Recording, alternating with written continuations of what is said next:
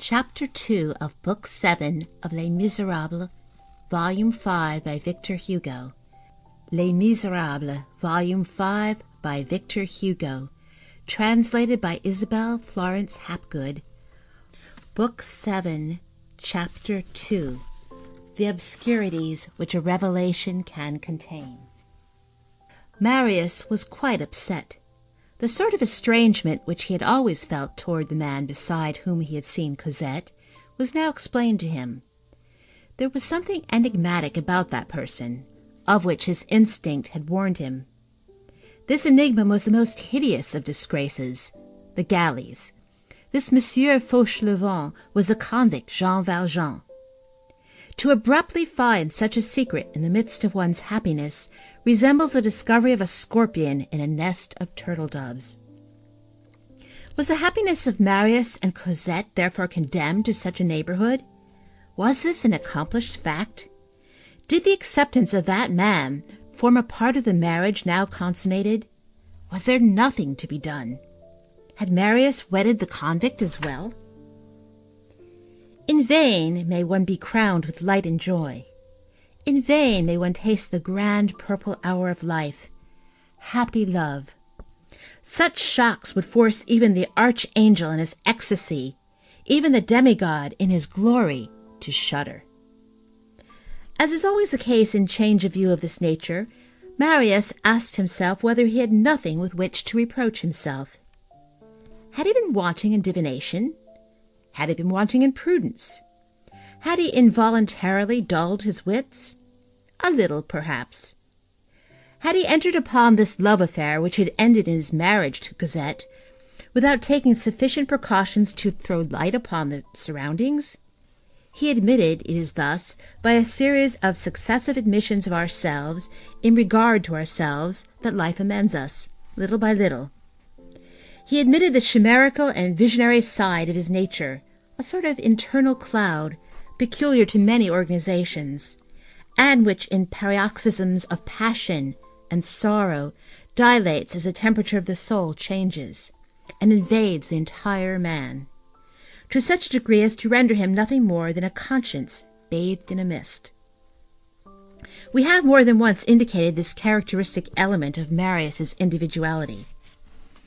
He recalled that in the intoxication of his love in the Rue Plumet, during those 6 or 7 ecstatic weeks, he had not even spoken to Cosette of that drama in the Gorbeau hovel, where the victim had taken up such a singular line of silence during the struggle and the ensuing flight. How had it happened that he had not mentioned this to Cosette? Yet it was so near and so terrible. How had it come to pass that he had not even named the Thénardier, and particularly on the day when he encountered Éponine? He now found it almost difficult to explain his silence of that time. Nevertheless, he could account for it.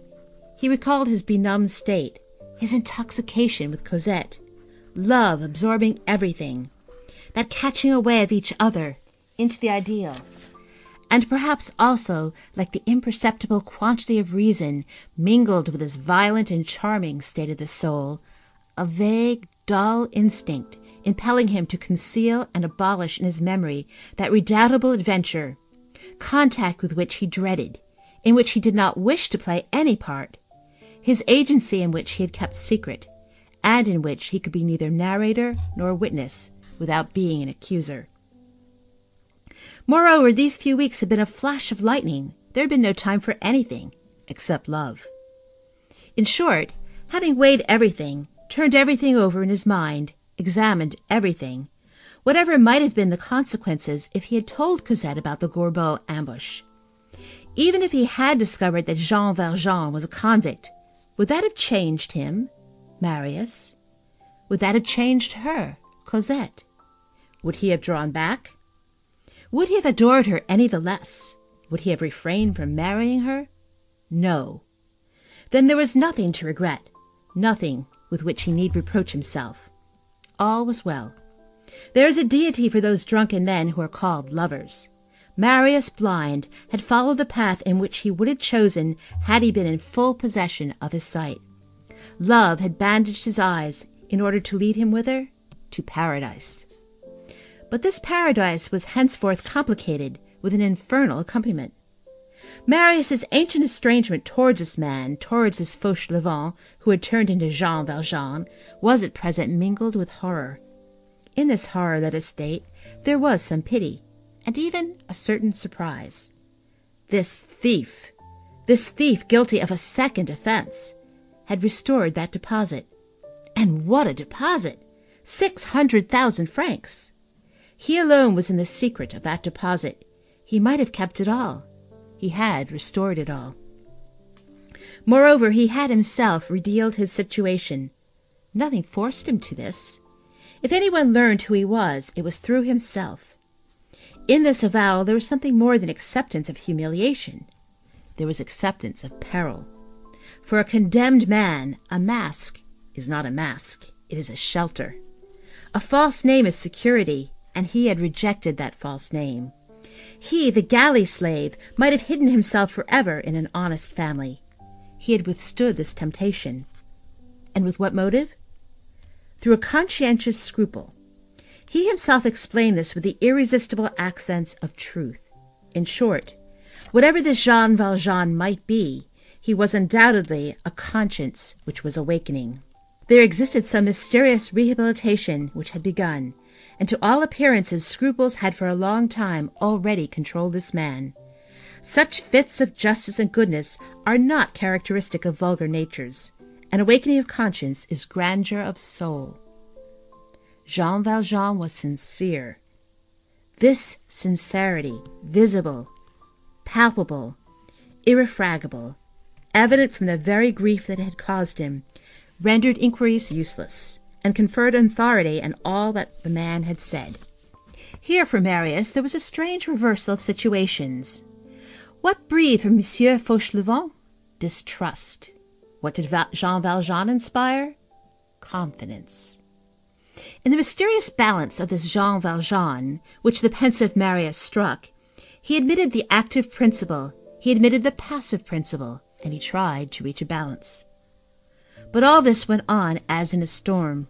Marius, while endeavoring to form a clear idea of this man, and while pursuing Jean Valjean, so to speak, in the depths of his thought, lost him and found him again in a fatal mist. This deposit honestly restored, the probity of the confession, these were good. This produced a lightening of the cloud. Then the cloud became black once more. Troubled as were Marius's memories, a shadow of them returned to him. After all, what was that adventure in the Jondrette attic? Why had that man taken to flight on the arrival of the police, instead of entering a complaint? Here Marius found the answer. Because that man was a fugitive from justice who had broken his ban. Another question. Why had that man come to the barricade? For Marius now once more distinctly beheld that recollection which had reappeared in his emotions, like sympathetic ink at the application of heat. This man had been in the barricade. He had not fought there. What had he come there for? In the presence of this question a spectre sprang up and replied, Javert. Marius recalled perfectly now that funereal sight of Jean Valjean dragging the pinioned Javert out of the barricade, and he still heard behind the corner of the little Rue Mondétour that frightful pistol shot. Obviously there was hatred between that police spy and the galley slave. The one was in the other's way. Jean Valjean had gone to the barricade for the purpose of revenging himself. He had arrived late. He probably knew that Javert was a prisoner there. The Corsican vendetta had penetrated certain lower strata and had become the law there. It is so simple that it does not astonish souls which are but half turned towards good, and those hearts are so constituted that a criminal, who is in the path of repentance, may be scrupulous in the matter of theft and unscrupulous in the matter of vengeance. Jean Valjean had killed Javert. At least that seemed to be evident. This was the final question, to be sure, but to this there was no reply. This question Marius felt like pincers. How had it come to pass that Jean Valjean's existence had elbowed that of Cosette for so long a period? What melancholy sport of Providence was that which had placed that child in contact with that man? Are there then chains for two which are forged on high? And does God take pleasure in coupling the angel with the demon? So a crime and an innocence can be roommates in the mysterious galleys of wretchedness. In that defiling of condemned persons which is called human destiny, can two brows pass side by side, the one ingenuous, the other formidable? The one all bathed in the divine whiteness of dawn, the other forever blemished by the flash of eternal lightning? Who could have arranged that inexplicable pairing off? In what manner, in consequence of what prodigy, had any community of life been established between the celestial little creature and that old criminal? Who could have bound the lamb to the wolf, and what was still more incomprehensible, have attached the wolf to the lamb? For the wolf loved the lamb, for the fierce creature adored the feeble one. For during the space of 9 years the angel had had the monster as her point of support. Cosette's childhood and girlhood, her advent in the daylight, her virginal growth towards life and light, had been sheltered by that hideous devotion. Here questions exfoliated, so to speak, into innumerable enigmas. Abysses yawned at the bottom of abysses, and Marius could no longer bend over Jean Valjean without becoming dizzy. What was this mad precipice? The old symbols of Genesis are eternal. In human society such it now exists, and until a broader day shall effect a change in it, there will always be two men, the one superior, the other subterranean. The one which is according to good is Abel, the other which is according to evil is Cain. What was this tender Cain? What was this ruffian religiously absorbed in the adoration of a virgin, watching over her, rearing her, guarding her, dignifying her, and enveloping her, impure as he was himself, with purity? What was that cesspool which had venerated that innocence, to such a point as not to leave upon it a single spot? What was this Jean Valjean educating Cosette?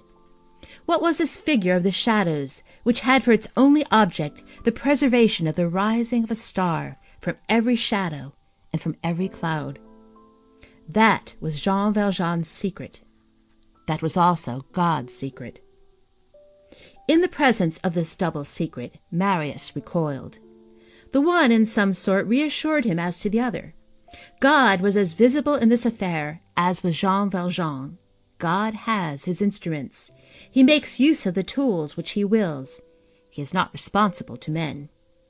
Do we know how God sets about the work? Jean Valjean had labored over Cosette.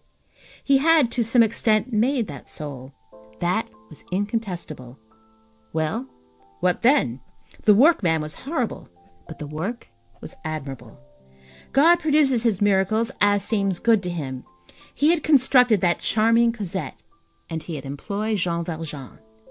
It had pleased him to choose this strange collaborator for himself. What account have we to demand of him? Is this the first time that the dung-heap has aided the spring to create the rose? Marius made himself these replies, and declared to himself that they were good. He had not dared to press Jean Valjean on all the points which we have just indicated, but he did not confess to himself that he did not dare to do it. He adored Cosette. He possessed Cosette. Cosette was splendidly pure. That was sufficient for him. What enlightenment did he need? Cosette was a light. Does light require enlightenment? He had everything. What more could he desire? All. Is not that enough? Jean Valjean's personal affairs did not concern him.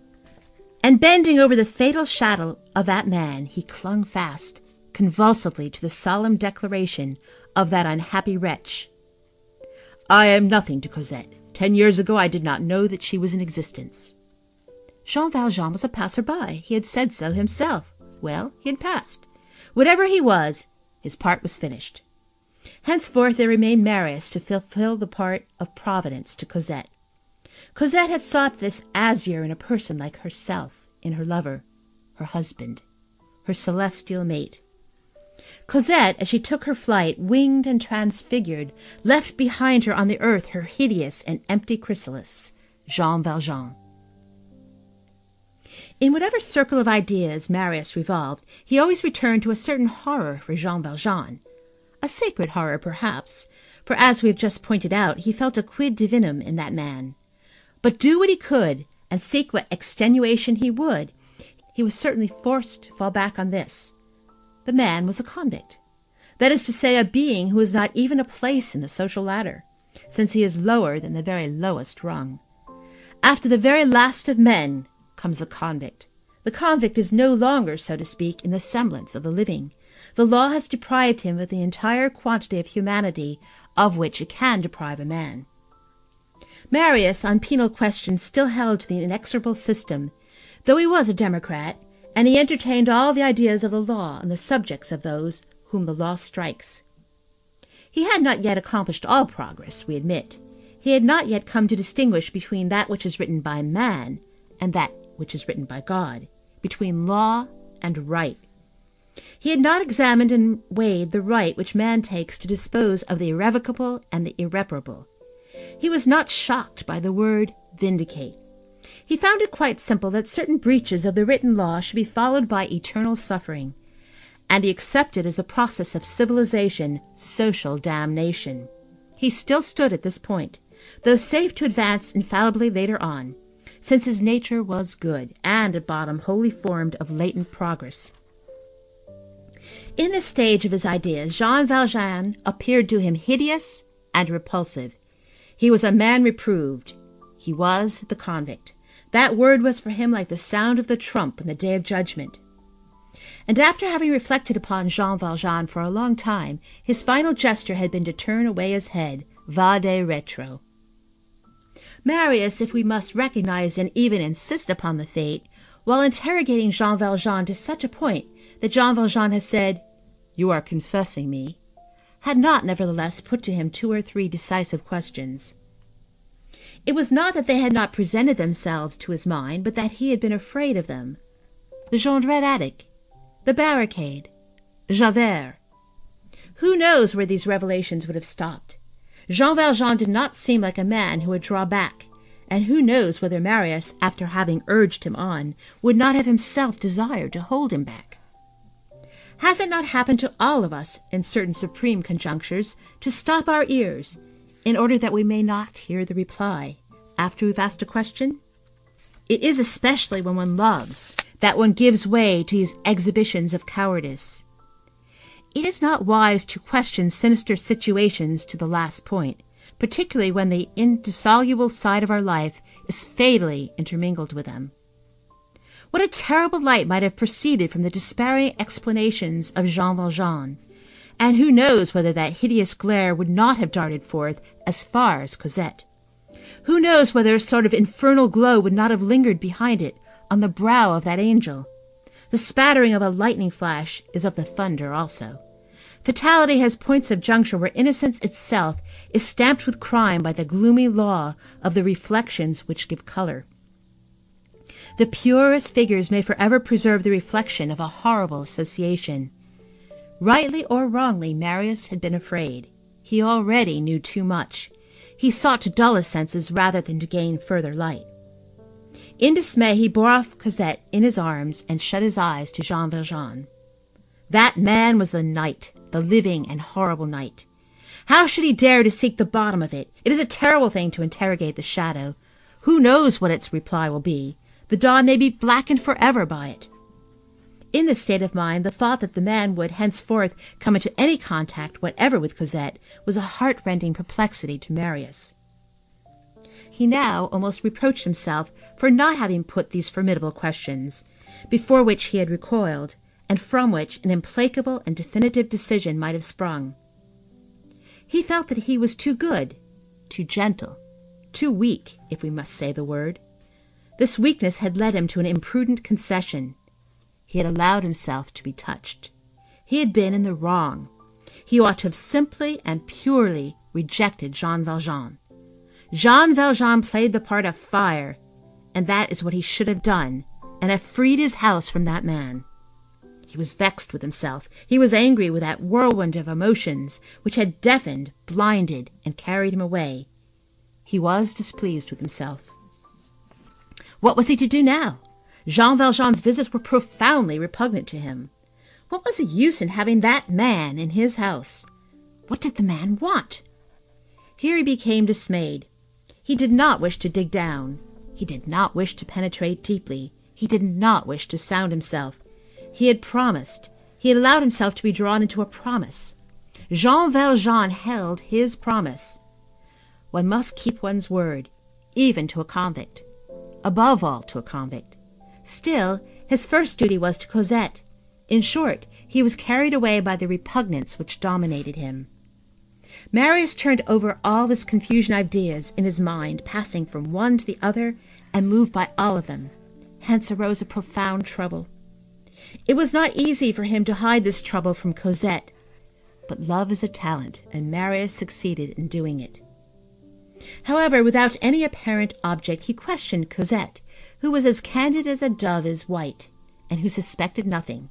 He talked of her childhood and her youth, and he became more and more convinced that that convict had been everything good, paternal, and respectable that a man can be towards Cosette.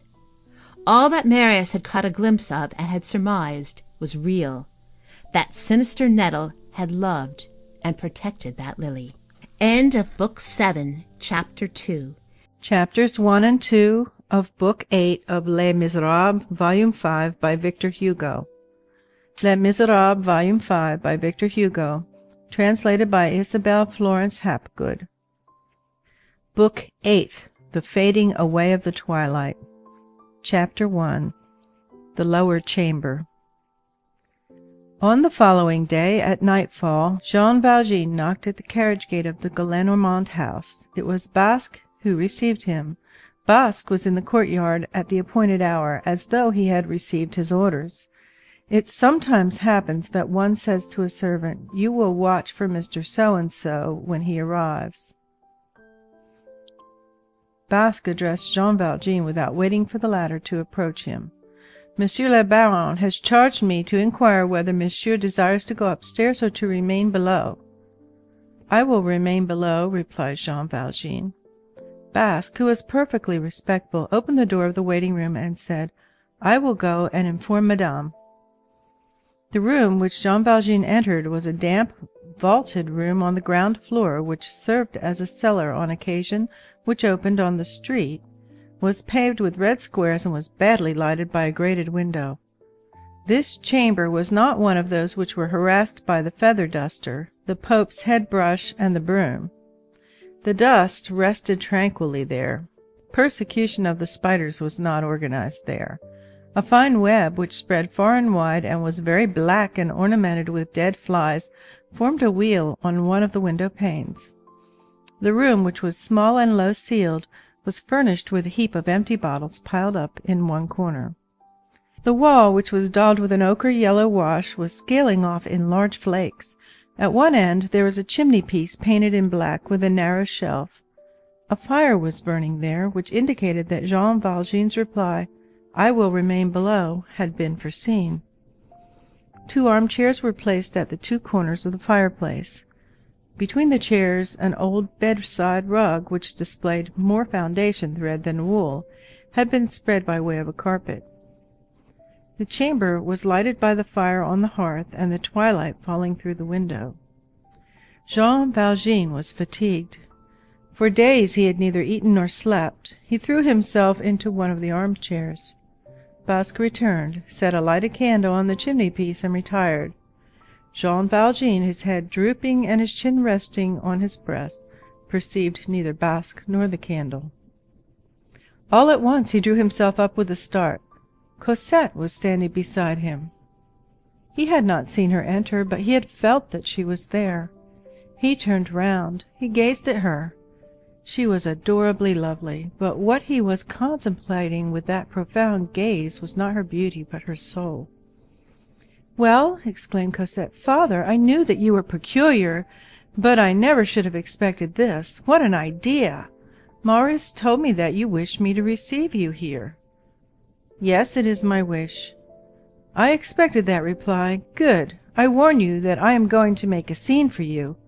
Let us begin at the beginning. Embrace me, father." And she offered him her cheek. Jean Valjean remained motionless. "You do not stir. I take note of it. Attitude of guilt. But never mind, I pardon you. Jesus Christ said, 'Offer the other cheek.' Here it is. and she presented her other cheek. Jean Valjean did not move. It seemed as though his feet were nailed to the pavement. "This is becoming serious," said Cosette. "What have I done to you? I declare that I am perplexed. You owe me reparation. You will dine with us." "I have dined." "That is not true. I will get Monsieur Gillenormand to scold you. Grandfathers are made to reprimand fathers. Come, go upstairs with me to the drawing-room immediately." "Impossible." Here Cosette lost ground a little. She ceased to command and passed to questioning. "But why? And you chose the ugliest chamber in the house in which to see me. It's horrible here." "Thou knowest—" Jean Valjean caught himself up. "You know, madame, that I am peculiar. I have my freaks." Cosette struck her tiny hands together. "Madame, you know! More novelties! What is the meaning of this?" Jean Valjean directed upon her that heart-rending smile to which he occasionally had recourse. "You wished to be madame. You are so." "Not for you, father." "Do not call me father." "What?" "Call me Monsieur Jean. Jean, if you like." "You are no longer my father. I am no longer Cosette. Monsieur Jean, what does this mean? Why, these are revolutions, aren't they? What has taken place? Come, look me in the face, and you won't live with us? And you won't have my chamber? What have I done to you? Has anything happened?" "Nothing." "Well, then?" "Everything is as usual." "Why do you change your name?" "You have changed yours, surely." He smiled again with the same smile as before, and added, "Since you are Madame Pontmercy, I certainly can be Monsieur Jean." "I don't understand anything about it. All this is idiotic. I shall ask permission of my husband for you to be Monsieur Jean. I hope that he will not consent to it. You cause me a great deal of pain. One does have freaks, but one does not cause one's little Cosette grief. That is wrong. You have no right to be wicked, you who are so good." He made no reply. She seized his hands with vivacity, and raising them to her face with an irresistible movement, she pressed them against her neck beneath her chin, which is a gesture of profound tenderness. "Oh," she said to him, "be good." And she went on. "This is what I call being good, being nice and coming and living here. There are birds here as there are in the Rue Plumet, living with us, quitting that hole of a Rue des Hommes Armes, not giving us riddles to guess, being like all the rest of the world, dining with us, breakfasting with us, being my father." He loosed her hands. "You no longer need a father. You have a husband." Cosette became angry. "I no longer need a father! One really does not know what to say to things like that, which are not common sense." "If Toussaint were here," resumed Jean Valjean, like a person who is driven to seek authorities and who clutches at every branch, "she would be the first to agree that it is true that I have always had ways of my own. There is nothing new in this. I always have loved my black corner." "But it is cold here. One cannot see distinctly. It is abominable. It is abominable, that it is, to wish to be Monsieur Jean.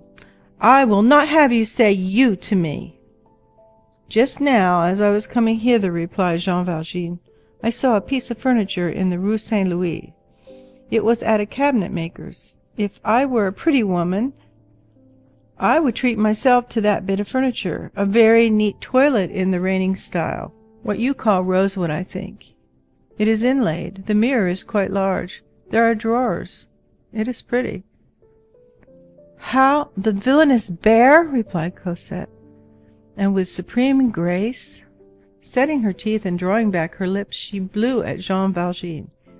She was a Grace copying a cat. "I am furious," she resumed. "Ever since yesterday you have made me rage, all of you. I am greatly vexed. I don't understand. You do not defend me against Maurice. Maurice will not uphold me against you. I am all alone. I arrange a chamber prettily. If I could have put the good God there, I would have done it. My chamber is left on my hands. My lodger sends me into bankruptcy. I order a nice little dinner of Nicolette. We will have nothing to do with your dinner, madame, and my father, Fauchelevent, wants me to call him Monsieur Jean, and to receive him in a frightful old ugly cellar where the walls have beards, and where the crystal consists of empty bottles, and the curtains are of spiders' webs. You are singular, I admit that is your style, but people who get married are granted a truce. You ought not to have begun being singular again instantly. So you are going to be peacefully contented in your abominable Rue de la Marne. I was very desperate indeed there, that I was.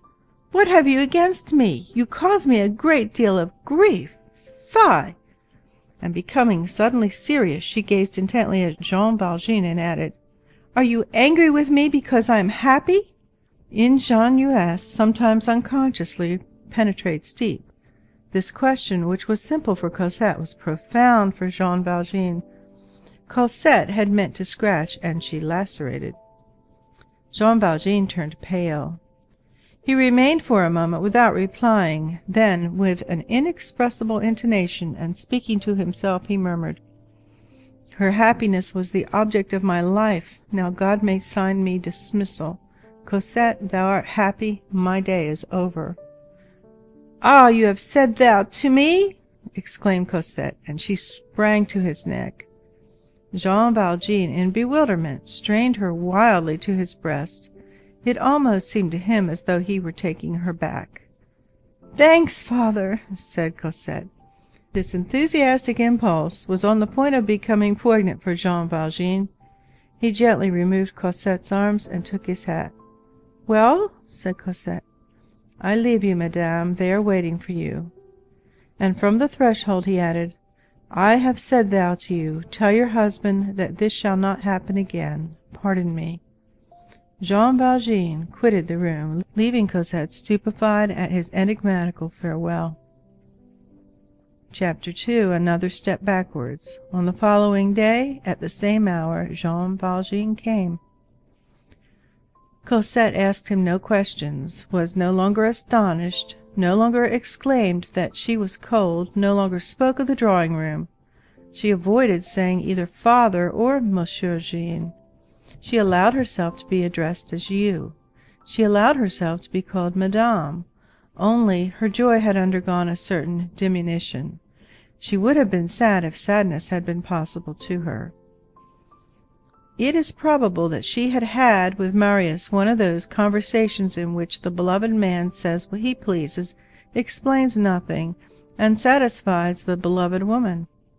The curiosity of lovers does not extend very far beyond their own love. The lower room had made a little toilet. Basque had suppressed the bottles, and Nicolette the spiders. All the days which followed brought Jean Valjean at the same hour. He came every day, because he had not the strength to take Marius's words otherwise than literally. Marius arranged matters so as to be absent at the hours when Jean Valjean came. The house grew accustomed to the novel ways of Mr. Fauchelevent. Toussaint helped in this direction. "Monsieur has always been like that," she repeated. "The grandfather issued this decree. He's an original." And all was said. Moreover, at the age of 96, no bond is any longer possible. All is merely juxtaposition. A newcomer is in the way. There is no longer any room. All habits are acquired. Monsieur Fauchelevent, Monsieur Trachelevent, Father Gillenormand asked nothing better than to be relieved from that gentleman. He added, "Nothing is more common than those originals. They do all sorts of queer things. They have no reason. The Marquis de Canopolis was still worse. He bought a palace that he might lodge in the garret. These are fantastic appearances that people affect." No one caught a glimpse of the sinister foundation, and moreover, who could have guessed such a thing?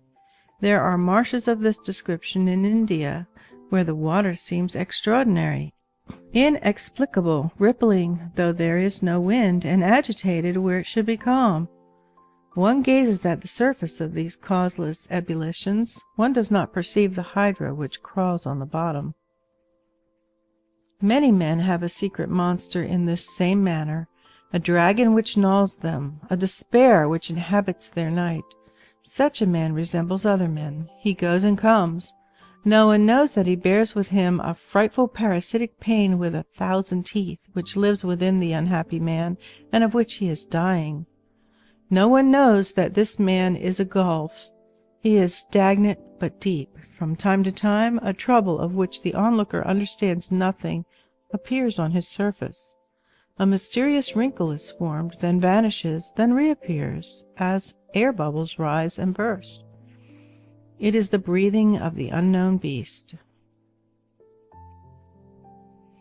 Certain strange habits, arriving at the hour when other people are taking their leave, keeping in the background when other people are displaying themselves, preserving on all occasions what may be designated as the wall-colored mantle, seeking the solitary walk, preferring the deserted street, avoiding any share in conversation, avoiding crowds and festivals, seeming at one's ease and living poorly, having one's key in one's pocket and one's candle at the porter's lodge, however rich one may be, entering by the side door, ascending the private staircase. All these insignificant singularities, fugitive folks on the surface, often proceed from a formidable foundation. Many weeks passed in this manner. A new life gradually took possession of Cosette. The relations which marriage creates, visits, the care of the house, pleasures, great matters. Cosette's pleasures were not costly. They consisted in one thing, being with Marius.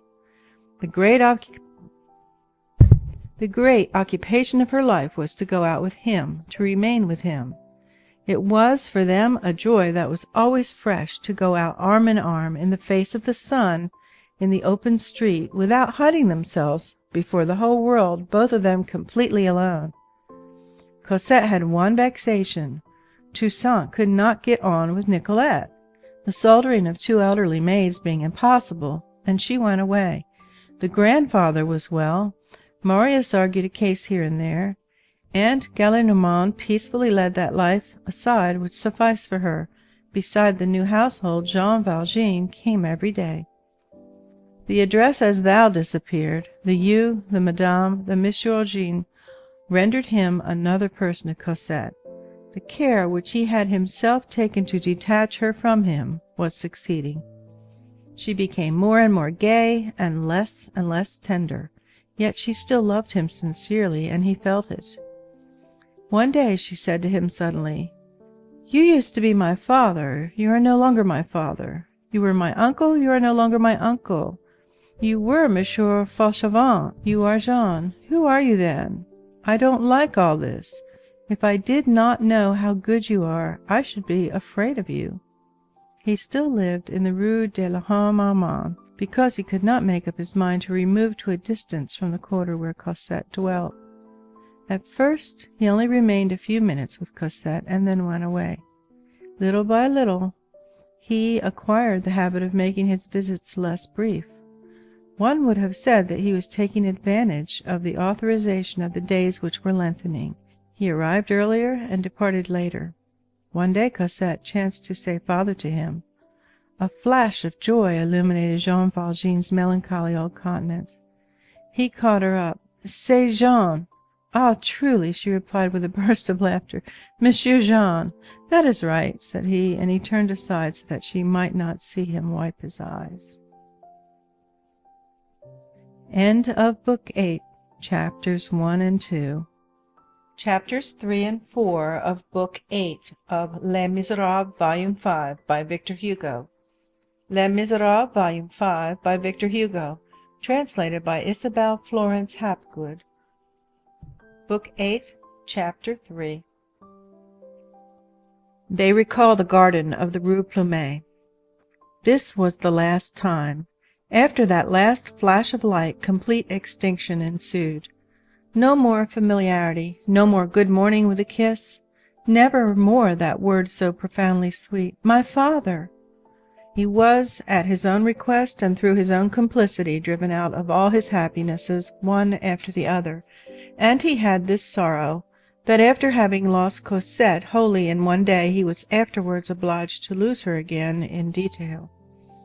The eye eventually becomes accustomed to the light of a cellar.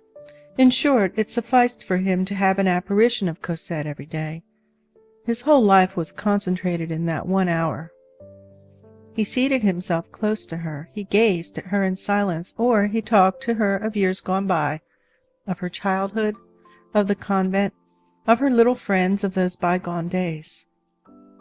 One afternoon, it was on one of those early days in April, already warm and fresh, the moment of the sun's great gaiety, the gardens which surrounded the windows of Marius and Cosette felt the emotion of waking.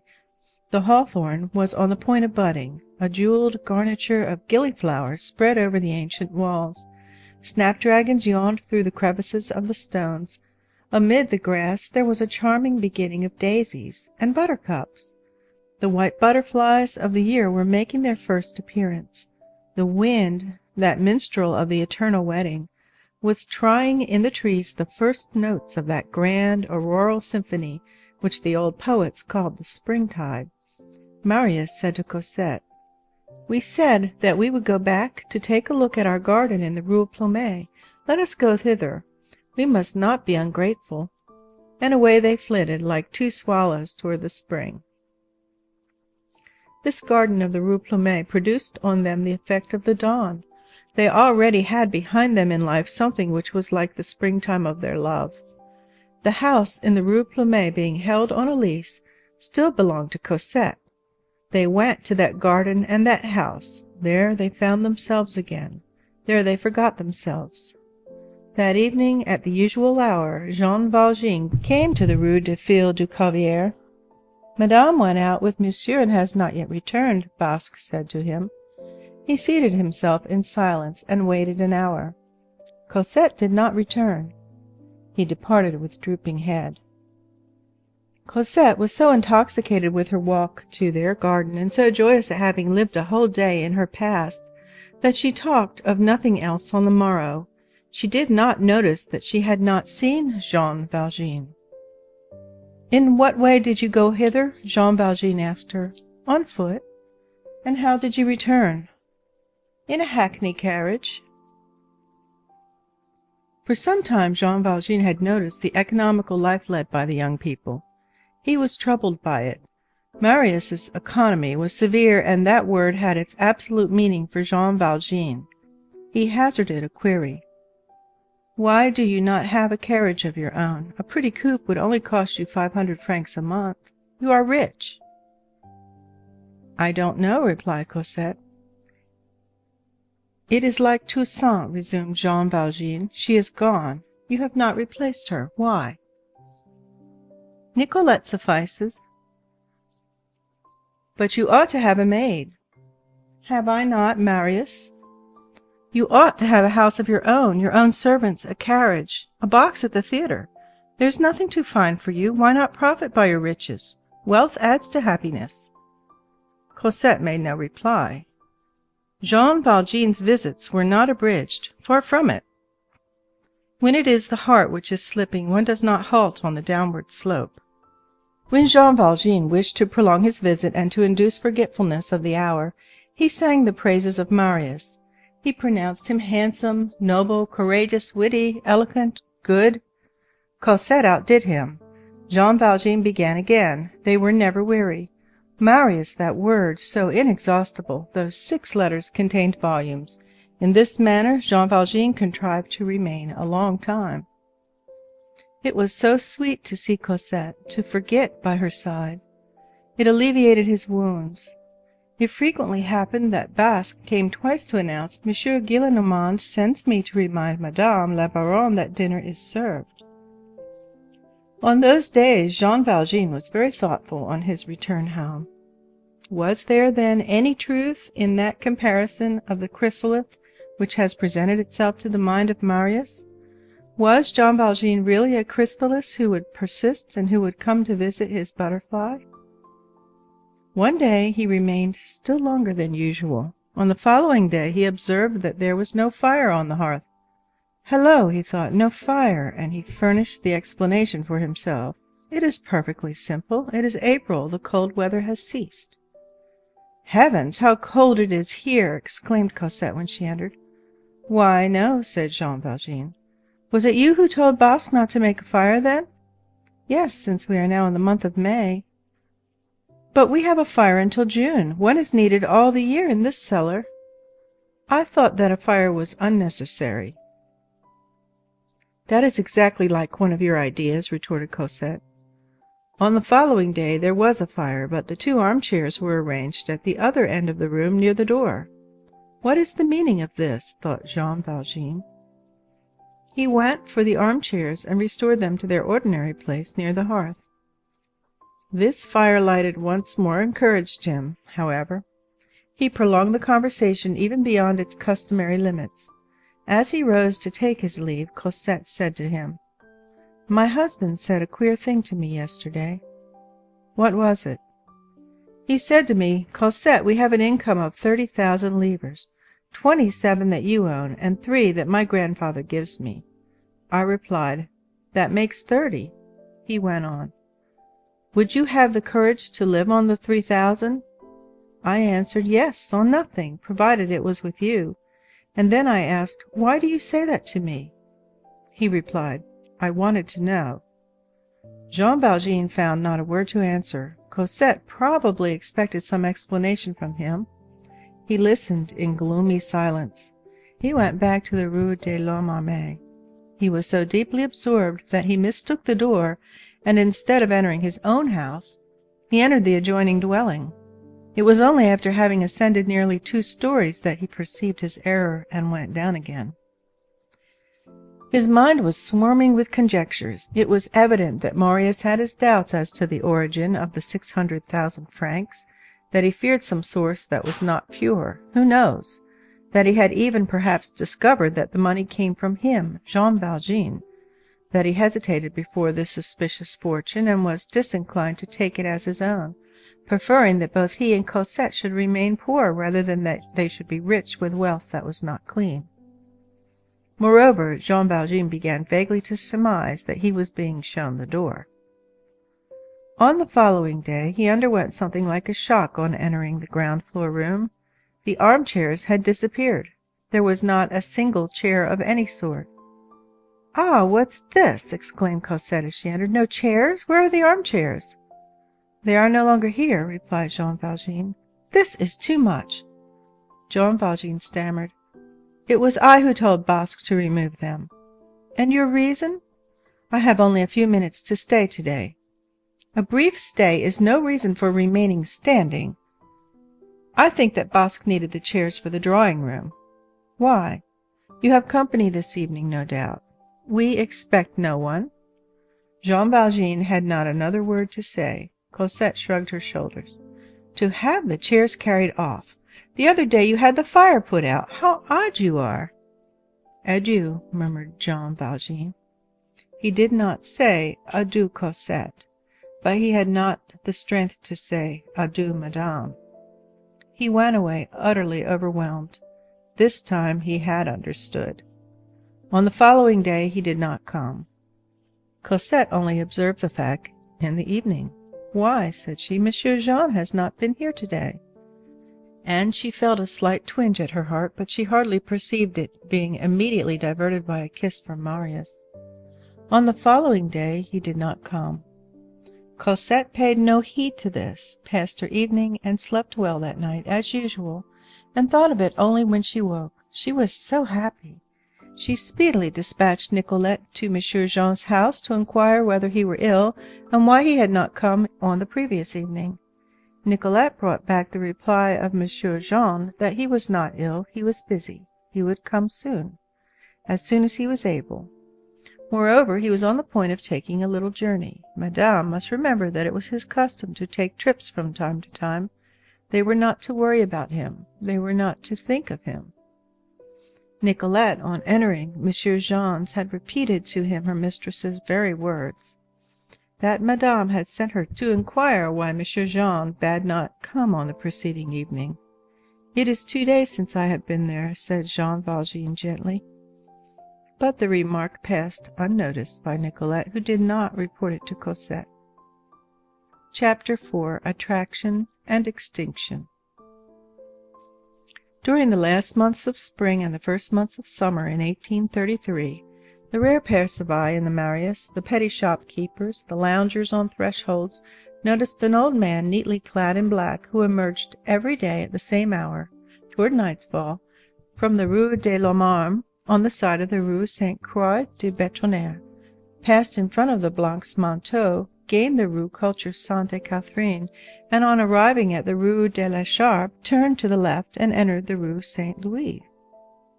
There he walked at a slow pace, with his head strained forward, seeing nothing, hearing nothing, his eye immovably fixed on a point which seemed to be a star to him, which never varied, and which was no other than the corner of the Rue des Filles du Calvaire. The nearer he approached the corner of the street, the more his eye lighted up. A sort of joy illuminated his pupils like an inward aurora. He had a fascinated and much affected air. His lips indulged in obscure movements, as though he were talking to someone whom he did not see. He smiled vaguely, and advanced as slowly as possible. One would have said that, while desirous of reaching his destination, he feared the moment when he should be close at hand. When only a few houses remained between him and that street which appeared to attract him, his pace slackened to such a degree that, at times, one might have thought that he was no longer advancing at all. The vacillation of his head and the fixity of his eyeball suggested the thought of the magnetic needle seeking the pole.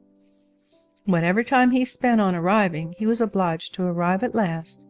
He reached the Rue des Filles du Calvaire. Then he halted. He trembled.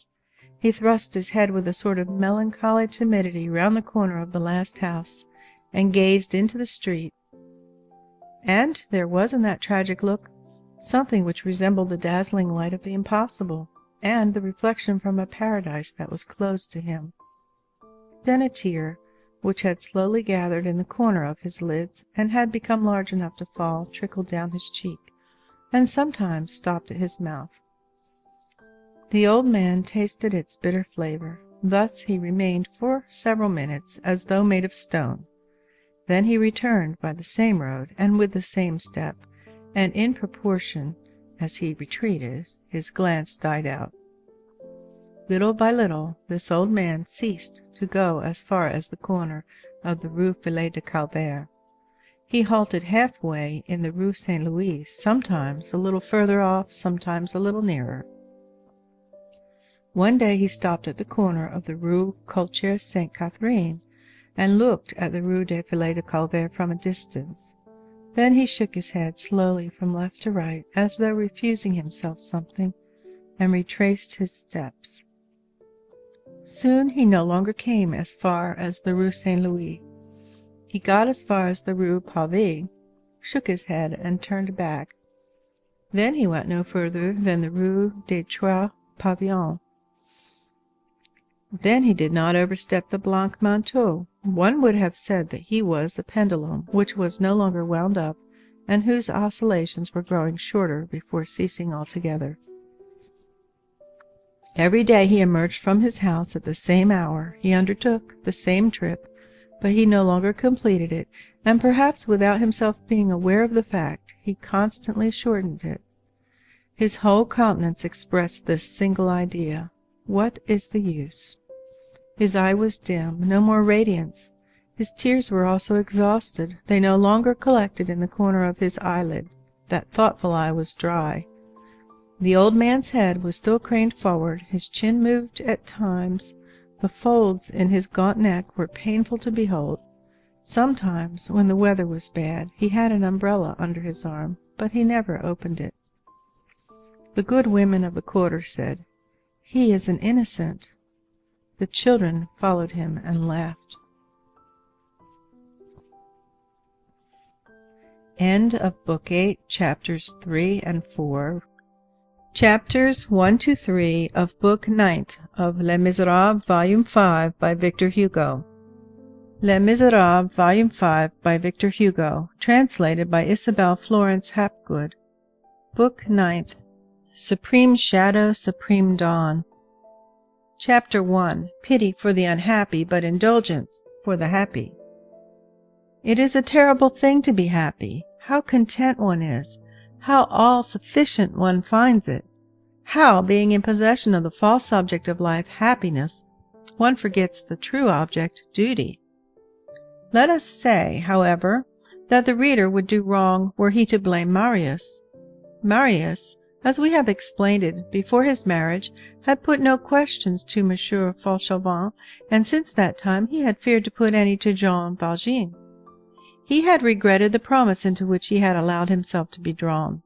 He had often said to himself that he had done wrong in making that concession to despair. He had confined himself to gradually estranging Jean Valjean from his house and to effacing him as much as possible from Cosette's mind. He had, in a manner, always placed himself between Cosette and Jean Valjean. Be sure that, in this way, she would not perceive nor think of the latter. It was more than effacement. It was an eclipse. Marius did what he considered necessary and just. He thought that he had serious reasons which the reader had already seen, and others which will be seen later on, for getting rid of Jean Valjean without harshness, but without weakness. Chance having ordained that he should encounter, in a case which he had argued, a former employee of the Laffitte establishment, he had acquired mysterious information without seeking it, which he had not been able, it is true, to probe, out of respect for the secret which he had promised to guard, and out of consideration for Jean Valjean's perilous position. He believed at that moment that he had a grave duty to perform the restitution of the 600,000 francs to someone he sought with all possible discretion. In the meanwhile, he abstained from touching that money. As for Cosette, she had not been initiated into any of these secrets, but it would be harsh to condemn her also. There existed between Marius and her an all-powerful magnetism which caused her to do instinctively and almost mechanically what Marius wished. She was conscious of Marius's will in the direction of Monsieur Jean. She conformed to it.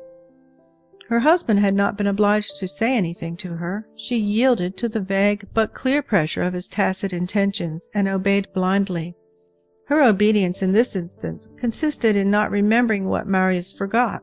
She was not obliged to make any effort to accomplish this, without her knowing why herself, and without his having any cause to accuse her of it. Her soul had become so wholly her husband's, that which was shrouded in gloom in Marius's mind became overcast in hers. Let us not go too far, however, in what concerns Jean Valjean. This forgetfulness and obliteration were merely superficial. She was rather heedless than forgetful. At bottom, she was sincerely attached to the man whom she had so long called her father, but she loved her husband still more dearly. This was what had somewhat disturbed the balance of her heart, which leaned to one side only. It sometimes happened that Cosette spoke of Jean Valjean and expressed her surprise. Then Marius calmed her. "He is absent, I think. Did not he say that he was setting out on a journey?" "That is true," thought Cosette. "He had a habit of disappearing in this fashion, but not for so long." 2 or 3 times she dispatched Nicolette to inquire in the Rue de l'Homme Armand whether Monsieur Jean had returned from his journey. Jean Valjean caused the answer no to be given. Cosette, asking nothing more, since she had but one need on earth, Marius. Let us also say that, on their side, Cosette and Marius had also been absent. They had been to Vernon. Marius had taken Cosette to his father's grave. Marius gradually won Cosette away from Jean Valjean. Cosette allowed it. Moreover, that which is called, far too harshly in certain cases, the ingratitude of children, is not always a thing so deserving of reproach as it is supposed. It is the ingratitude of nature. Nature, as we have elsewhere said, looks before her. Nature divides living beings into those who are arriving and those who are departing. Those who are departing are turned toward the shadows, those who are arriving toward the light. Hence a gulf which is fatal on the part of the old and involuntary on the part of the young. This breach, at first insensible, increases slowly, like all separations of branches. The boughs, without becoming detached from the trunk, grow away from it. It is no fault of theirs. Youth goes where there is joy, festivals, vivid lights, love. Old age goes toward the end. They do not lose sight of each other, but there is no longer a close connection. Young people feel the cooling off of life. Old people, that of the tomb. Let us not blame these poor children. Chapter 2. Last Flickerings of a Lamp Without Oil. One day Jean Valjean descended his staircase, took 3 steps in the street, seated himself on a post, on that same stone post where Gavroche had found him meditating on the night between the 5th and 6th of June. He remained there a few moments, then went upstairs again. This was the last oscillation of the pendulum. On the following day he did not leave his apartment. On the day after that he did not leave his bed.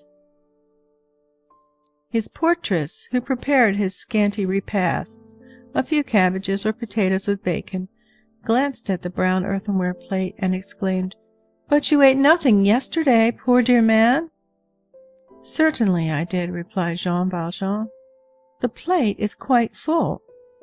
Look at the water jug, it is empty." "That proves that you have drunk. It does not prove that you have eaten." "Well," said Jean Valjean, "what if I felt hungry only for water?" "That is called thirst, and when one does not eat at the same time, it is called fever." "I will eat tomorrow." "Or at Trinity Day. Why not today? Is this the thing to say, I will eat tomorrow? The idea of leaving my platter without even touching it! My ladyfinger potatoes were so good." Jean Valjean took the old woman's hand. "I promise you that I will eat them," he said in his benevolent voice. "I am not pleased with you," replied the portress. Jean Valjean saw no other human creature than this good woman. There are streets in Paris through which no one ever passes, and houses to which no one ever comes. He was in one of those streets and one of those houses. While he still went out, he had purchased of a coppersmith for a few sous a little copper crucifix which he had hung up on a nail opposite his bed. That gibbet is always good to look at. A week passed, and Jean Valjean had not taken a step in his room. He still remained in bed. The portress said to her husband, "The good man upstairs yonder does not get up. He no longer eats. He will not last long. That man has his sorrows, that he has. You won't get it out of my head that his daughter has made a bad marriage." The porter replied with the tone of marital sovereignty, "If he's rich, let him have a doctor. If he's not rich, let him go without. If he has no doctor, he will die." "And if he has one?" "He will die," said the porter. The portress set to scraping away the grass from what she called her pavement with an old knife, and as she tore out the blade she grumbled, "It's a shame, such a neat old man. He's as white as a chicken." She caught sight of the doctor of the quarter as he passed the end of the street. She took it upon herself to request him to come upstairs. "It's on the 2nd floor," said she. "You have only to enter. As the good man no longer stirs from his bed, the door is always unlocked." The doctor saw Jean Valjean and spoke with him. When he came down again, the portress interrogated him. "Well, doctor? Your sick man is very ill indeed. What is the matter with him?" "Everything and nothing. He is a man who, to all appearances, has lost some person who is dear to him. People die of that." "What did he say to you?" "He told me that he was in good health." "Shall you come again, doctor?" "Yes," replied the doctor, "but someone else besides must come." Chapter 3. A pen is heavy to the man who lifted the Fauchelevent's cart. One evening Jean Valjean found difficulty in raising himself on his elbow. He felt of his wrist and could not find his pulse. His breath was short and halted at times. He recognized the fact that he was weaker than he had ever been before. Then, no doubt, under the pressure of some supreme preoccupation, he made an effort, drew himself up into a sitting posture, and dressed himself. He put on his old working man's clothes. As he no longer went out, he had returned to them and preferred them. He was obliged to pause many times while dressing himself, Merely putting his arms through his waistcoat made the perspiration trickle from his forehead. Since he had been alone, he had placed his bed in the antechamber in order to inhabit that deserted apartment as little as possible. He opened the valise and drew from it Cosette's outfit. He spread it out on his bed. The bishop's candlesticks were in their place on the chimney-piece. He took from a drawer 2 wax candles and put them in the candlesticks. Then, although it was still broad daylight, it was summer, he lighted them. In the same way candles are to be seen lighted in broad daylight in chambers where there is a corpse. Every step that he took in going from one piece of furniture to another exhausted him, and he was obliged to sit down. It was not ordinary fatigue which expends the strength only to renew it. It was the remnant of all movement possible to him. It was life drained which flows away drop by drop in overwhelming efforts, and which will never be renewed. The chair into which he allowed himself to fall was placed in front of that mirror, so fatal for him, so providential for Marius, in which he had read Cosette's reversed writing on the blotting-book. He caught sight of himself in this mirror, and did not recognize himself. He was 80 years old. Before Marius's marriage he would have hardly been taken for 50. That year had counted for 30. What he bore on his brow was no longer the wrinkles of age, it was the mysterious mark of death. The hallowing of that pitiless nail could be felt there. His cheeks were pendulous. The skin of his face had the color which would lead one to think that it already had earth upon it. The corners of his mouth drooped as in the mask which the ancients sculptured on tombs. He gazed into space with an air of reproach. One would have said that he was one of those grand, tragic beings who have cause to complain of someone. He was in that condition, the last phase of dejection, in which sorrow no longer flows, it is coagulated, so to speak. There is something on the soul like a clot of despair. Night had come. He laboriously dragged a table and the old armchair to the fireside, and placed upon the table a pen, some ink, and some paper. That done, he had a fainting fit. When he recovered consciousness, he was thirsty. As he could not lift the jug, he tipped it over painfully toward his mouth and swallowed a drop. As neither the pen nor the ink had been used for a long time, the point of the pen had curled up, the ink had dried away.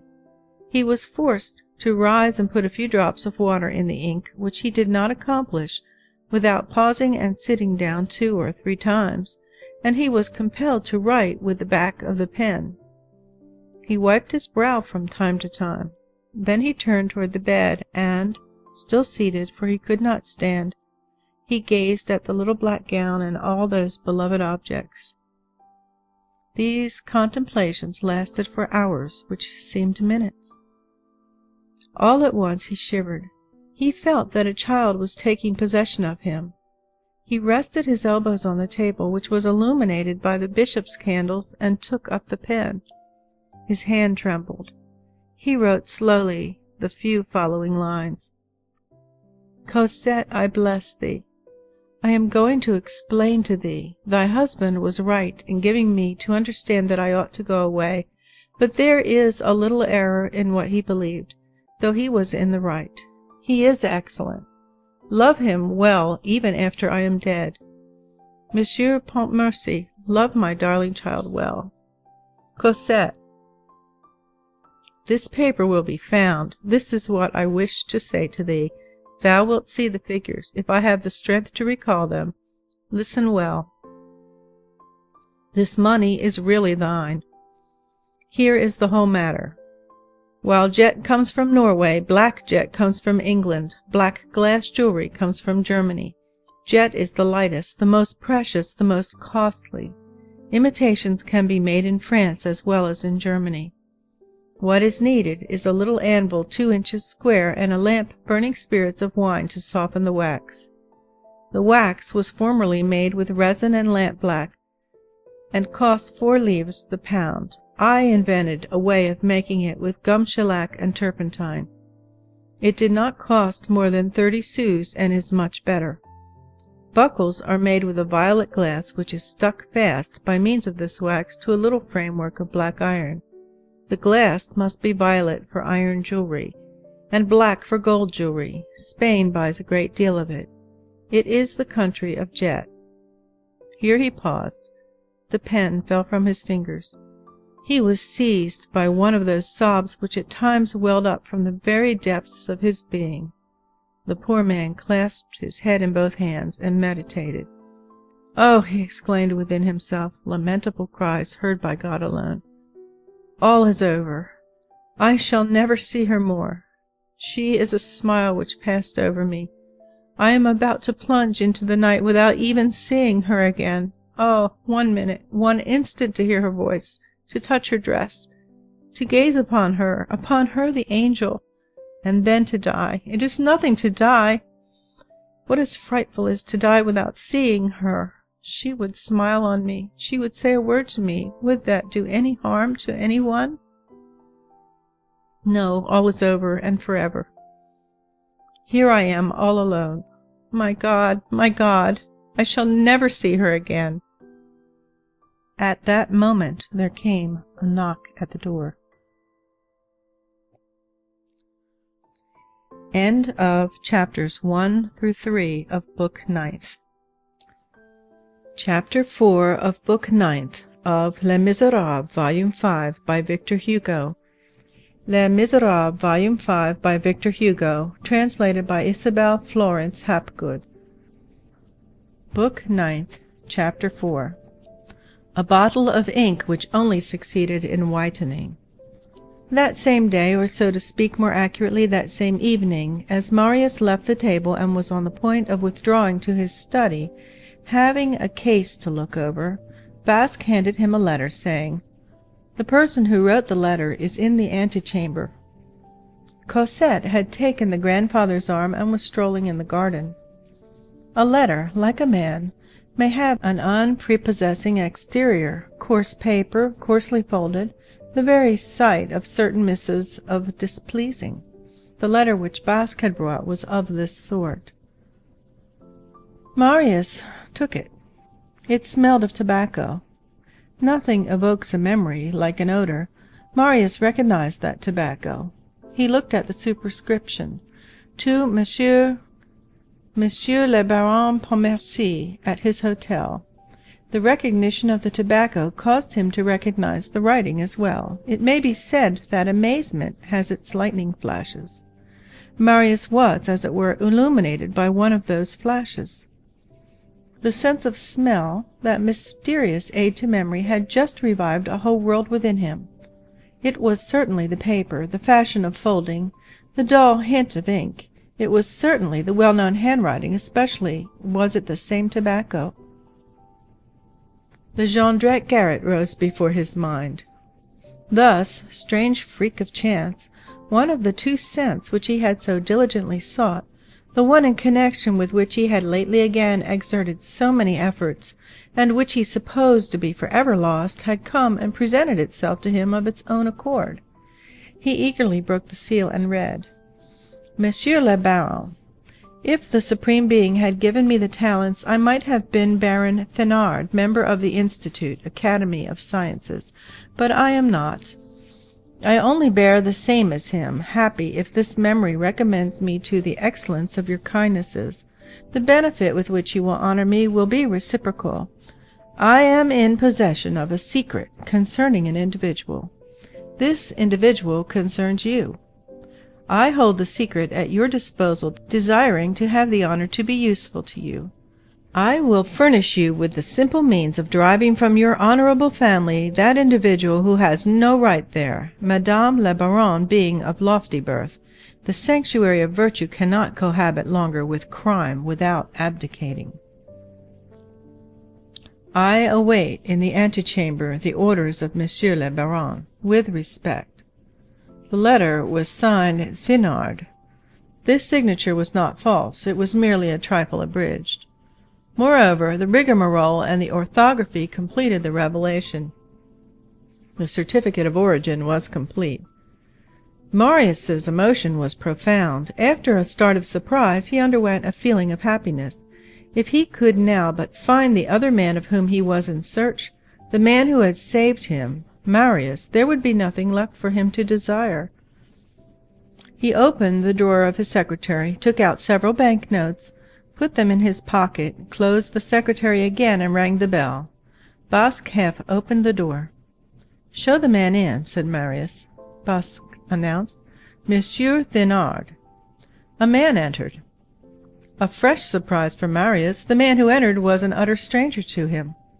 This man, who was old, moreover, had a thick nose, his chin swathed in a cravat, green spectacles with a double screen of green taffeta over his eyes, and his hair was plastered and flattened down on his brow on a level with his eyebrows, like the wigs of English coachmen in high life. His hair was grey. He was dressed in black from head to foot, in garments that were very threadbare but clean. A bunch of seals depending from his fob suggested the idea of a watch. He held in his hand an old hat. He walked in a bent attitude, and the curve in his spine augmented the profundity of his bow. The first thing that struck the observer was, that this personage's coat, which was too ample although carefully buttoned, had not been made for him.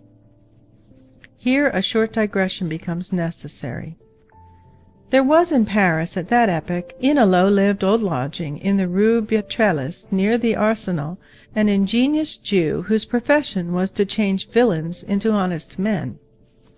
Not for too long, which might have proved embarrassing for the villain.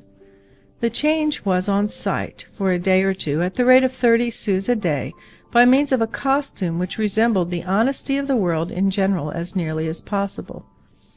This costumer was called the Changer. The pickpockets of Paris had given him this name and knew him by no other. He had a tolerably complete wardrobe. The rags with which he tricked out people were almost probable.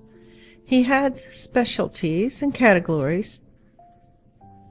On each nail of his shop hung a social status, threadbare and worn, here the suit of a magistrate, there the outfit of a curé, beyond the outfit of a banker, in one corner the costume of a retired military man, elsewhere the habiliments of a man of letters, and further on the dress of a statesman.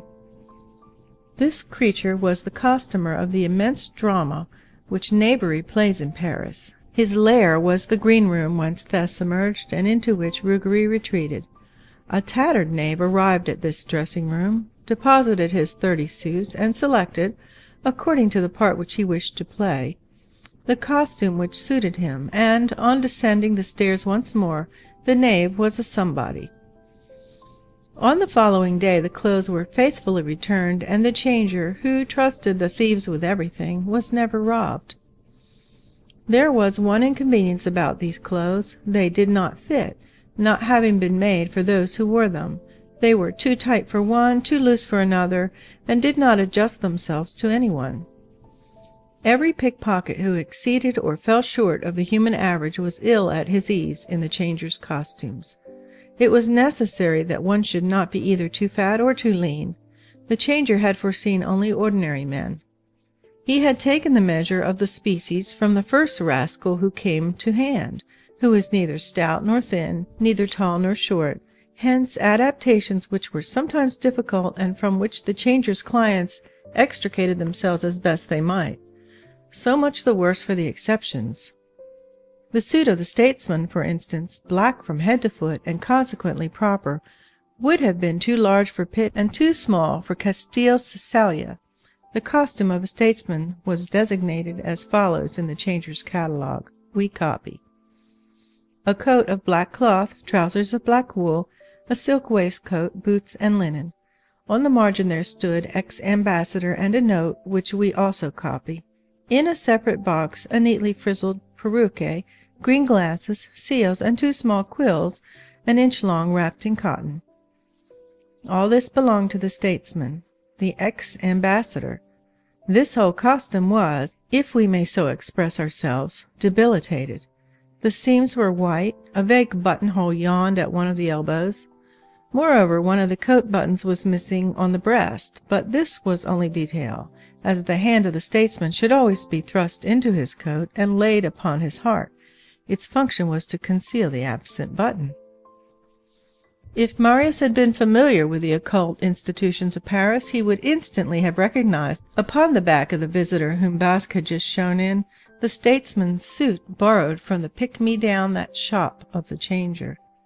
Marius's disappointment on beholding another man than the one whom he expected to see turned to the newcomer's disadvantage. He surveyed him from head to foot, while that personage made exaggerated bows, and demanded in a curt tone, "What do you want?" The man replied in an amiable grin, of which the caressing smile of a crocodile will furnish some idea. "It seems to me impossible that I should not have already had the honor of seeing Monsieur le Baron in society. I think I actually did meet Monsieur personally several years ago at the house of Madame de Princesse Bagrachon, and in the drawing-rooms of his lordship, the Vicomte d'Aubray, peer of France." It is always a good bit of tactics in knavery to pretend to recognize someone whom one does not know. Marius paid attention to the manner of this man's speech. He spied on his accent and gesture, but his disappointment increased. The pronunciation was nasal and absolutely unlike the dry, shrill tone which he had expected. He was utterly routed.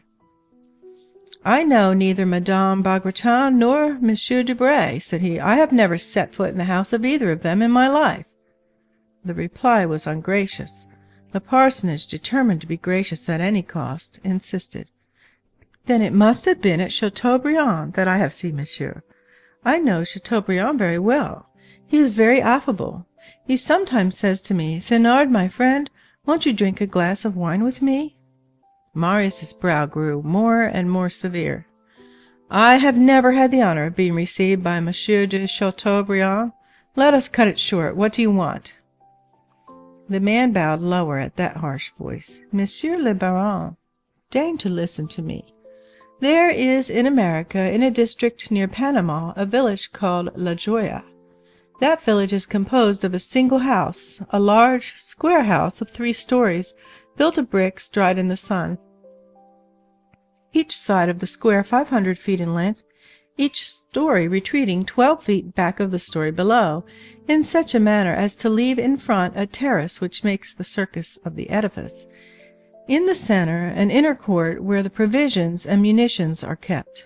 No windows, loopholes, no doors, ladders to mount from the ground to the first terrace, and from the first to the second, and from the second to the third. Ladders to descend to the inner court. No doors to the chambers, trapdoors, no staircases to the chambers, ladders. In the evening the traps are closed. The ladders are withdrawn, carbines and blunderbusses trained from the loopholes. No means of entering. A house by day, a citadel by night. 800 inhabitants. That is the village. Why so many precautions? Because the country is dangerous. It is full of cannibals. Then why do people go there? Because the country is marvelous. Gold is found there. "What are you driving at?" interrupted Marius, who had passed from disappointment to impatience. "At this, Monsieur le Baron, I am an old and weary diplomat. Ancient civilization has thrown me on my own devices. I want to try savages." "Well?" "Monsieur le Baron, egotism is the law of the world. The proletarian peasant woman who toils by the day turns round when the diligence passes by. The peasant proprietress who toils in her field does not turn around. The dog of the poor man barks at the rich man. The dog of the rich man barks at the poor man. Each one for himself. Self-interest. That's the object of men. Gold, that's the lodestone. What then? Finish."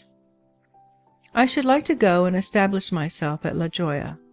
There are 3 of us. I have my spouse and my young lady, a very beautiful girl. The journey is long and costly. I need a little money." "What concern is that of mine?" demanded Marius. The stranger stretched his neck out of his cravat, a gesture characteristic of the vulture, and replied with an augmented smile, "Has not Monsieur le Baron perused my letter?" There was some truth in this. The fact is that the contents of the epistle had slipped Marius's mind. He had seen the writing rather than read the letter. He could hardly recall it. But a moment ago a fresh start had been given him. He had noted that detail, my spouse and my young lady. He fixed a penetrating glance at the stranger. An examining judge could not have done the look better. He almost lay in wait for him. He confined himself to replying, "State the case precisely." The stranger inserted his 2 hands in both his fobs, drew himself up without straightening his dorsal column, but scrutinizing Marius in his turn with the green gaze of his spectacles. "So be it, Monsieur le Baron. I will be precise. I have a secret to sell to you." "A secret?" "A secret." "Which concerns me?" "Somewhat." "What is the secret?" Marius scrutinized the man more and more as he listened to him. "I commence gratis," said the stranger. "You will see that I am interesting." "Speak." "Monsieur le Baron, you have in your house a thief and an assassin." Marius shuddered. "In my house?" "No," said he. The imperturbable stranger brushed his hat with his elbow and went on. "An assassin and a thief. Remark, Monsieur le Baron, that I do not here speak of ancient deeds, deeds of the past which have lapsed, which can be effaced by limitation before the law and by repentance before God. I speak of recent deeds, of actual facts as still unknown to justice at this hour. I continue. This man has insinuated himself into your confidence and almost into your family under a false name. I am about to tell you his real name, and to tell it to you for nothing." "I am listening." "His name is Jean Valjean." "I know it." "I am going to tell you equally for nothing who he is."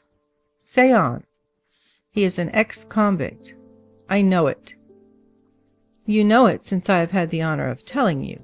"No, I knew it before." Marius's cold tone, that double reply of "I know it," his laconicism, which was not favorable to dialogue, stirred up some smoldering wrath in the stranger. He launched a furious glance on the sly at Marius, which was instantly extinguished. Rapid as it was, this glance was of the kind which a man recognizes when he has once beheld it. It did not escape Marius. Certain flashes can only proceed from certain souls. The eye, that vent-hole of the thought, glows with it. Spectacles hid nothing. Try putting a pane of glass over hell. The stranger resumed with a smile. "I will not permit myself to contradict Monsieur le Baron. In any case you ought to perceive that I am well informed. Now, what I have to tell you is known to myself alone. This concerns the fortune of Madame le Baron. It is an extraordinary secret. It is for sale. I make you the first offer of it, cheap, 20,000 francs. "I know that secret as well as the others," said Marius. The personage felt the necessity of lowering his price a trifle. "Monsieur le Baron, say 10,000 francs and I will speak." "I repeat to you that there is nothing which you can tell me. I know what you wish to say to me." A fresh flash gleamed in the man's eye. He exclaimed, "But I must dine to-day nevertheless. It is an extraordinary secret. I tell you, Monsieur le Baron, I will speak. I speak. Give me 20 francs. Marius gazed intently at him. "I know your extraordinary secret, just as I knew Jean Valjean's name, just as I know your name." "My name?" "Yes." "That is not difficult, Monsieur le Baron. I had the honor to write to you and to tell it to you. Thénard." "Dear." "Hey?" "Thénardier." "Who's that?" In danger, the porcupine bristles up, the beetle feigns death, the old guard forms in a square. This man burst into laughter. Then he flicked a grain of dust from the sleeve of his coat with a fillip. Marius continued, "You are also Jondrette the workman, Fabantou the comedian, Genflot the poet, Don Alvarez the Spaniard, and Mistress Bilazard." "Mistress, what?" "And you kept a pot-house of Montfermeil." "A pot-house? Never!" "And I tell you that your name is Thénardier." "I deny it." "And that you are a rascal. Here!" And Marius drew a banknote from his pocket and flung it in his face. "Thanks. Pardon me. 500 francs, Monsieur le Baron." And the man, overcome, bowed, seized the note, and examined it. 500 francs, he began again, taken aback, and he stammered in a low voice, "An honest rustler." Then brusquely, "Well, so be it," he exclaimed, "let us put ourselves at our ease." and, with the agility of a monkey, flinging back his hair, tearing off his spectacles, and withdrawing from his nose by sleight of hand the 2 quills of which mention was recently made, and which the reader has also met with on another page of this book, he took off his face as the man takes off his hat. His eye lighted up. His uneven brow, with hollows in some places and bumps in others, hideously wrinkled at the top, was laid bare. His nose had become as sharp as a beak. The fierce and sagacious profile of the man of prey reappeared. "Monsieur le Baron is ineffable," he said in a clear voice, whence all nasal twang had disappeared. "I am Thénardier." And he straightened up his crooked back. Thénardier, for it was really he, was strangely surprised. He would have been troubled, had he been capable of such a thing. He had come to bring astonishment, and it was he who had received it. This humiliation had been worth 500 francs to him, and taking it all in all, he accepted it, but he was none the less bewildered. He beheld this Baron Pontmercy for the first time, and in spite of his disguise, this Baron Pontmercy recognized him, and recognized him thoroughly. And not only was this Baron perfectly informed as to Thénardier, but he seemed well posted as to Jean Valjean. Who was this almost beardless young man who was so glacial and so generous, who knew people's names, who knew all their names, and who opened his purse to them, who bullied rascals like a judge and who paid them like a dupe? Thénardier, the reader will remember, although he had been Marius' neighbor, had never seen him, which is not unusual in Paris. He had formerly, in a vague way, heard his daughters talk of a very poor young man named Marius who lived in the house. He had written to him, without knowing him, the letter with which the reader is acquainted. No connection between that Marius and Monsieur le Baron Pontmercy was possible in his mind. As for the name Pontmercy, it will be recalled that, on the battlefield of Waterloo, he had only heard the last 2 syllables, for which he always entertained the legitimate scorn which one owes to what is merely an expression of thanks. However, through his daughter Azelma, who had started on the scent of the married pair on the 16th of February, and through his own personal researches, he had succeeded in learning many things, and from the depths of his own gloom he had contrived to grasp more than one mysterious clue. He had discovered, by dint of industry, or at least by dint of induction, he had guessed who the man was whom he had encountered on a certain day in the Grand Sewer. From the man he had easily reached the name. He knew that Madame le Baron Pontmercy was Cosette, but he meant to be discreet in that quarter. Who was Cosette? He did not know exactly himself. He did, indeed, catch an inkling of illegitimacy. The history of Fantine had always seemed to him equivocal. But what was the use of talking about that? In order to cause himself to be paid for his silence? He had, or thought he had, better wares than that for sale, and according to all appearances, if he were to come and make to the Baron Pontmercy his revelation, and without proof, "Your wife is a bastard," the only result would be to attract the boot of the husband toward the loins of the revealer. From Thénardier's point of view, the conversation with Marius had not yet begun. He ought to have drawn back, to have modified his strategy, to have abandoned his position, to have changed his front, but nothing essential had been compromised as yet, and he had 500 francs in his pocket. Moreover, he had something decisive to say, and even against this very well-informed and well-armed Baron Pontmercy he felt himself strong. For men of Thénardier's nature, every dialogue is a combat. In the one in which he was about to engage, what was his situation? He did not know to whom he was speaking, but he did know of what he was speaking. He made this rapid review of his inner forces, and after having said, "I am Thénardier," he waited. Marius had become thoughtful. So he had hold of Thénardier at last. That man whom he had so greatly desired to find was before him. He could honor Colonel Pontmercy's recommendation. He felt humiliated that the hero should have owed anything to this villain, and that the letter of change drawn from the depths of the tomb by his father upon him, Marius, had been protested up to that day. It also seemed to him, in the complex state of his mind toward Thénardier, that there was occasion to avenge the colonel for the misfortune of having been saved by such a rascal. In any case, he was content. He was about to deliver the colonel's shade from this unworthy creditor at last, and it seemed to him that he was on the point of rescuing his father's memory from the debtor's prison.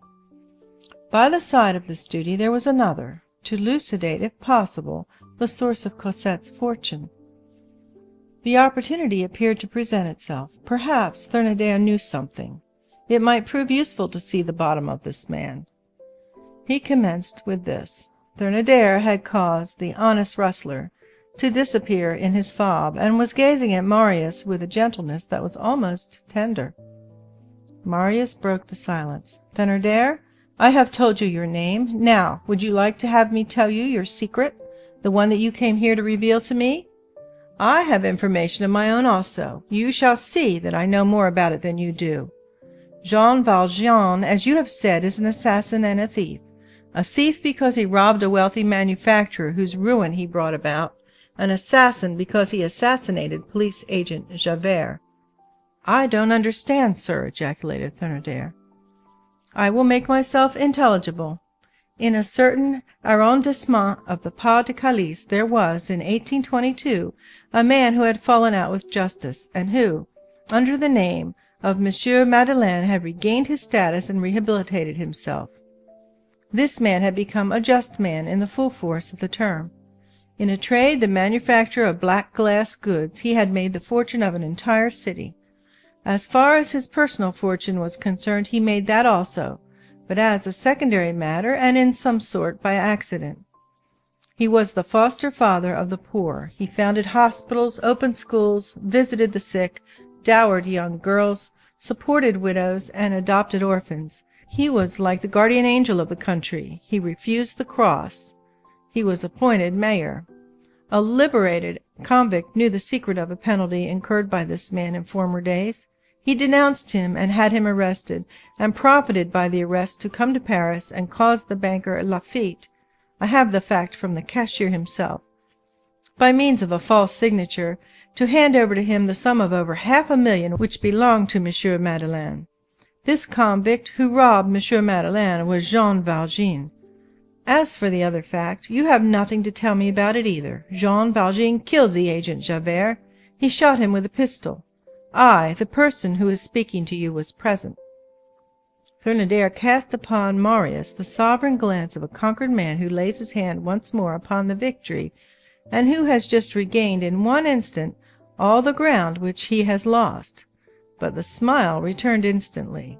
The inferior's triumph in the presence of his superior must be wheedling. Thénardier contented himself with saying to Marius, Monsieur le Baron, we are on the wrong track. And he emphasized this phrase by making his bunch of seals execute an expressive whirl. What? Broke forth Marius. Do you dispute that? These are facts. They are chimeras. The confidence with which Monsieur le Baron honors me renders it my duty to tell him so. Truth and justice before all things. I do not like to see folks accused unjustly.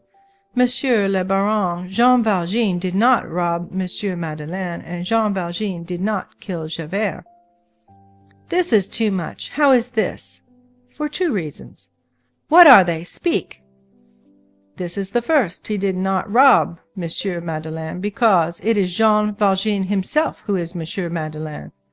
What tale are you telling me? And this is the second. He did not assassinate Javert, because the person who killed Javert was Javert. What do you mean to say? That Javert committed suicide. Prove it! Prove it! Cried Marius, beside himself. Thénardier resumed, scanning his phrase after the manner of the ancient Alexandrine measure. Police agent Javert was found drowned under a boat of the Pont au Change. But prove it! Thénardier drew from his pocket a large envelope of grey paper, which seemed to contain sheets folded in different sizes. I have my papers, he said calmly. And he added, Monsieur le Baron, in your interest I desired to know Jean Valjean thoroughly. I say that Jean Valjean and Monsieur Madeleine are one and the same man, And I say that Javert had no other assassin than Javert. If I speak, it is because I have proofs. Not manuscript proofs. Writing is suspicious. Handwriting is complacent. But printed proofs. As he spoke, Thénardier extracted from the envelope 2 copies of newspapers, yellow, faded, and strongly saturated with tobacco. One of these 2 newspapers, broken at every fold and falling into rags, seemed much older than the other. 2 facts, 2 proofs, remarked Thénardier, and he offered the 2 newspapers unfolded to Marius. The reader is acquainted with these 2 papers. One, the most ancient, a number of the Drapeau Blanc of the 25th of July, 1823, the text of which can be seen in the first volume, established the identity of M. Madeleine and Jean Valjean. The other, a Moniteur of the 15th of June, 1832, announced the suicide of Javert, adding that it appeared from a verbal report of Javert to the prefect that, having been taken prisoner in the barricade of the Rue de Javert, he had owed his life to the magnanimity of an insurgent, who, holding him under his pistol, had fired into the air instead of blowing out his brains. Marius read. He had evidence, a certain date, irrefragable proof. These 2 newspapers had not been printed expressly for the purpose of backing up Thénardier's statements. The note printed in the Moniteur had been an administrative communication from the prefecture of police. Marius could not doubt. The information of the cashier clerk had been false, and he himself had been deceived. Jean Valjean, who had suddenly grown grand, emerged from his cloud. Marius could not repress a cry of joy. Well, then this unhappy wretch is an admirable man. The whole of that fortune really belonged to him. He is Madeleine, the providence of a whole countryside. He is Jean Valjean, Javert's savior. He is a hero. He is a saint. He is not a saint, and he's not a hero, said Thénardier. He's an assassin and a robber. And he added, in the tone of a man who begins to feel that he possesses some authority, let us be calm. Robber, assassin. Those words which Marius thought had disappeared and which returned fell upon him like an ice-cold shower bath. Again, said he. Always, ejaculated Thénardier. Jean Valjean did not rob Madeleine, but he is a thief. He did not kill Javert, but he is a murderer. Will you speak, retorted Marius, of that miserable theft committed 40 years ago and expiated, as your own newspapers prove, by a whole life of repentance and of self-abnegation and of virtue? I say assassin and thief, Monsieur le Baron. I repeat that I am speaking of actual facts. What I have to reveal to you is absolutely unknown. It belongs to unpublished matter, and perhaps you will find it in the source of the fortune so skilfully presented to Madame le Baron by Jean Valjean. I say skilfully because, by a gift of that nature, it would not be so very unskilful to slip into an honorable house whose comforts one would then share, and at the same stroke to conceal one's crime and to enjoy one's theft, to bury one's name and to create for oneself a family. I might interrupt you at this point, said Marius, but go on. Monsieur le Baron, I tell you all, leaving the recompense to your generosity, this secret is worth massive gold. You will say to me, why do not you apply to Jean Valjean? For a very simple reason. I know that he has stripped himself, and stripped himself in your favor. And I consider the combination ingenious, but he has no longer a son. He would show me his empty hands, and since I am in need of some money for my trip to La Joya, I prefer you who will have it all, to him who has nothing. I am a little fatigued. Permit me to take a chair. Marius seated himself and motioned to him to do the same. Thénardier installed himself on a tufted chair, picked up his 2 newspapers, thrust them back into their envelope, and murmured as he pecked at the Drapeau Blanc with his nail, "It cost me a good deal of trouble to get this one." That done, he crossed his legs and stretched himself out on the back of the chair, an attitude characteristic of people who are sure of what they are saying.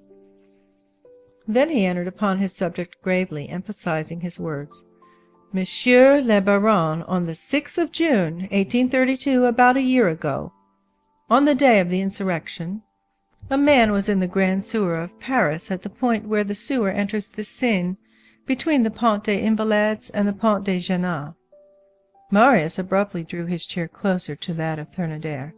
Thénardier noticed this movement and continued with the deliberation of an orator who holds his interlocutor and who feels his adversary palpitating under his words. This man, forced to conceal himself, and for reasons, moreover, which are foreign to politics, had adopted the sewer as his domicile and had a key to it. It was, I repeat, on the 6th of June. It might have been 8 o'clock in the evening. The man hears a noise in the sewer. Greatly surprised, he hides himself and lies in wait. It was the sound of footsteps. Someone was walking in the dark and coming in his direction. Strange to say, there was another man in the sewer beside himself. The grating of the outlet from the sewer was not far off. A little light which fell through it permitted him to recognize the newcomer and to see that the man was carrying something on his back. He was walking in a bent attitude. The man who was walking in a bent attitude was an ex-convict, and what he was dragging on his shoulders was a corpse. Assassination caught in the very act, if ever there was such a thing. As for the theft, that is understood. One does not kill a man gratis. This convict was on his way to fling the body into the river. One fact is to be noticed, that before reaching the exit grating, this convict, who had come a long distance in the sewer, must necessarily have encountered a frightful quagmire where it seems as though he might have left the body. But the sewerman would have found the assassinated man the very next day while at work in the quagmire, and that did not suit the assassin's plans.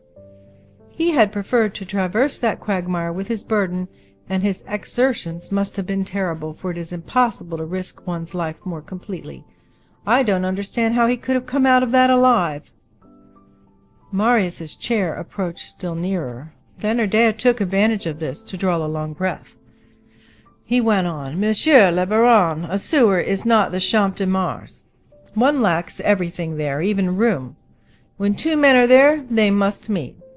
That is what happened. The man domiciled there and the passer-by were forced to bid each other good day, and greatly to the regret of both.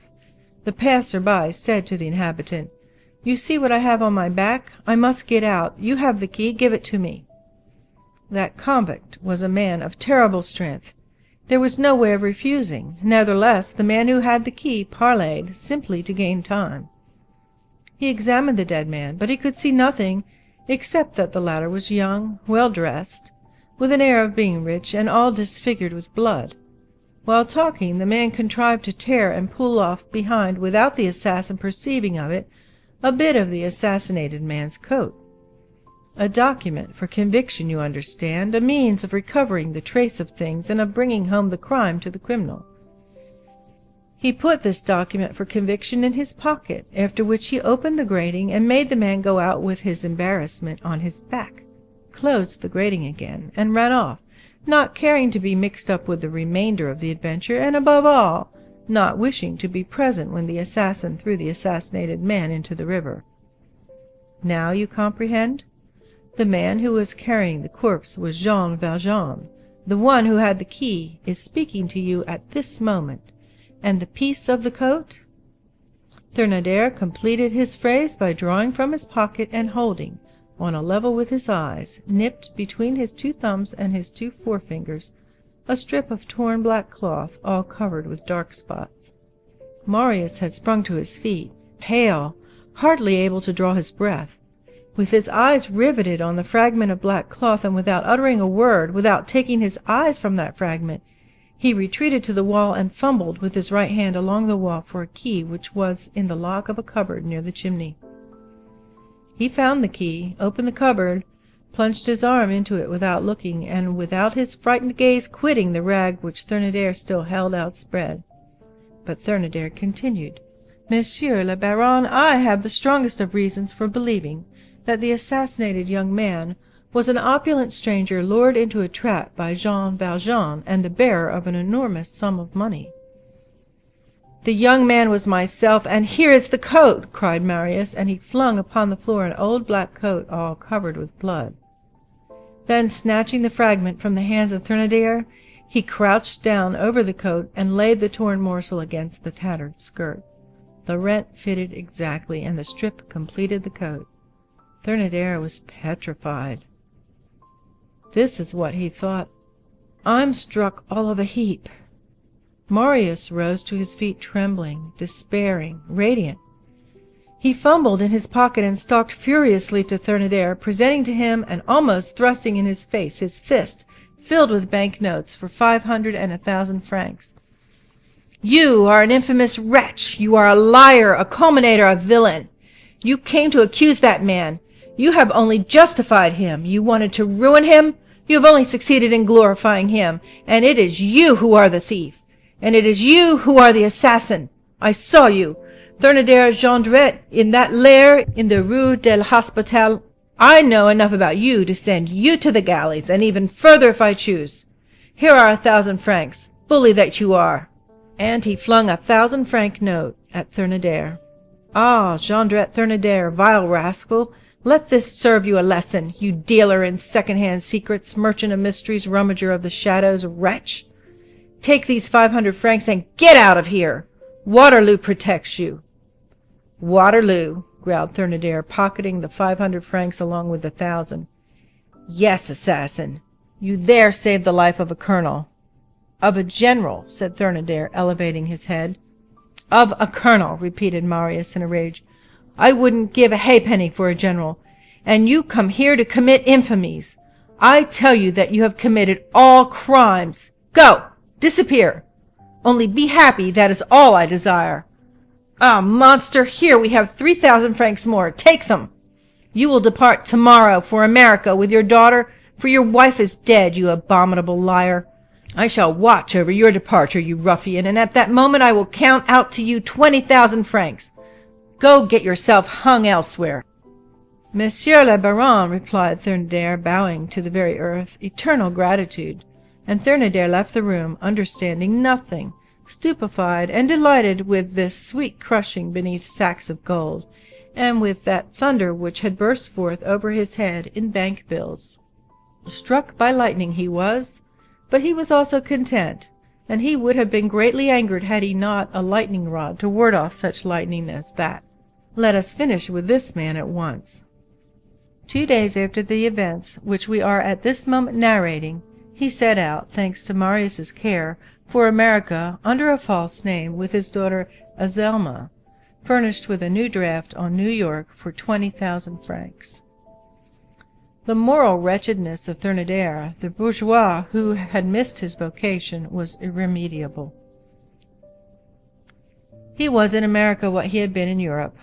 Contact with an evil man sometimes suffices to corrupt a good action and to cause evil things to spring from it. With Marius's money, Thénardier set up as a slave dealer. As soon as Thénardier had left the house, Marius rushed to the garden where Cosette was still walking. "Cosette! Cosette!" he cried. "Come, come quick! Let us go! Basque, a carriage! Cosette, come! Oh, my God! It was he who saved my life! Let us not lose a minute! Put on your shawl!" Cosette thought him mad and obeyed. He could not breathe. He laid his hand on his heart to restrain its throbbing. He paced back and forth with huge strides. He embraced Cosette. "Ah, Cosette! I am an unhappy wretch," said he. Marius was bewildered. He began to catch a glimpse in Jean Valjean of some indescribably lofty and melancholy figure, an unheard-of virtue, supreme and sweet, humble in its immensity, appeared to him. The convict was transfigured into Christ. Marius was dazzled by this prodigy. He did not know precisely what he beheld, but it was grand. In an instant a hackney carriage stood in front of the door. Marius helped Cosette in and darted in himself. "Driver," said he, "Rue de l'Homme-Armand, number 7. The carriage drove off. "Ah, what happiness!" ejaculated Cosette. "Rue de l'Homme-Armand! I did not dare to speak to you of that. We are going to see Monsieur Jean." "Thy father, Cosette, thy father more than ever. Cosette, I guess it. You told me that you had never received the letter that I sent you by Gavroche. It must have fallen into his hands. Cosette, he went back to the barricade to save me. As it is necessity with him to be an angel, he saved others also. He saved Javert. He rescued me from that gulf to give me to you. He carried me on his back through that frightful sewer. Ah, I am a monster of ingratitude. Cosette, after having been your providence, he became mine. Just imagine, there was a terrible quagmire, enough to drown one 100 times over, to drown one in mire. Cosette! He made me traverse it. I was unconscious. I saw nothing. I heard nothing. I could know nothing of my own adventure. We are going to bring him back, to take him with us, whether he is willing or not. He shall never leave us again. If only he is at home, provided only that we can find him, I will pass the rest of my life in venerating him. Yes, that is how it should be. Do you see, Cosette? Gavroche must have delivered my letter to him. All is explained. You understand? Cosette did not understand a word. You are right, she said to him. Meanwhile the carriage rolled on. End of Chapter 4, Book 9th. Chapters 5 and 6 of Book 9th of Les Misérables, Volume 5 by Victor Hugo. Les Misérables, Volume 5 by Victor Hugo, translated by Isabel Florence Hapgood. Book 9th. Chapter 5, A Night Behind Which There Is Day. Jean Valjean turned around at the knock which he heard on his door. "Come in," he said feebly. The door opened. Cosette and Marius made their appearance. Cosette rushed into the room. Marius remained on the threshold, leaning against the jamb of the door. "Cosette!" said Jean Valjean. And he sat erect in his chair, his arms outstretched and trembling, haggard, livid, gloomy, an immense joy in his eyes. Cosette, stifling with emotion, fell upon Jean Valjean's breast. "Father!" said she. Jean Valjean, overcome, stammered. "Cosette! You, madame! It is thou! Ah, my God!"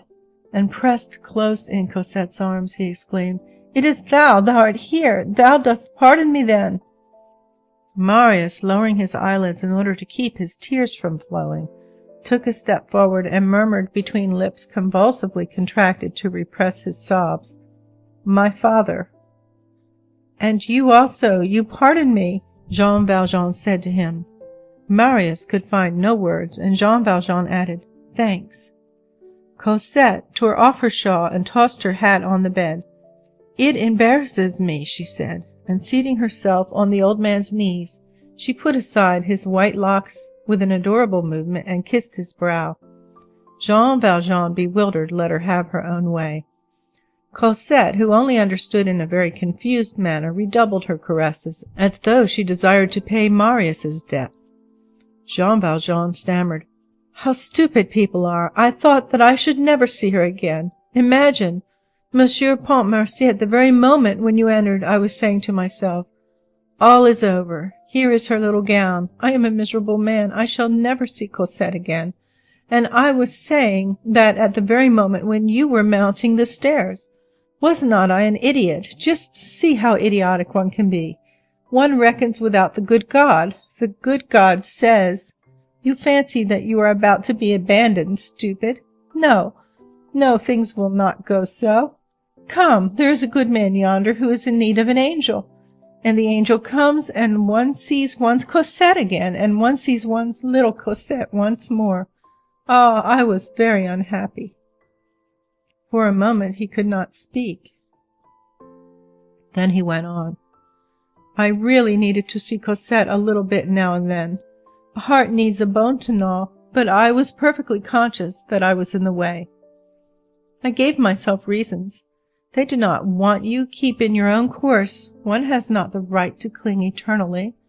Ah, God be praised, I see her once more.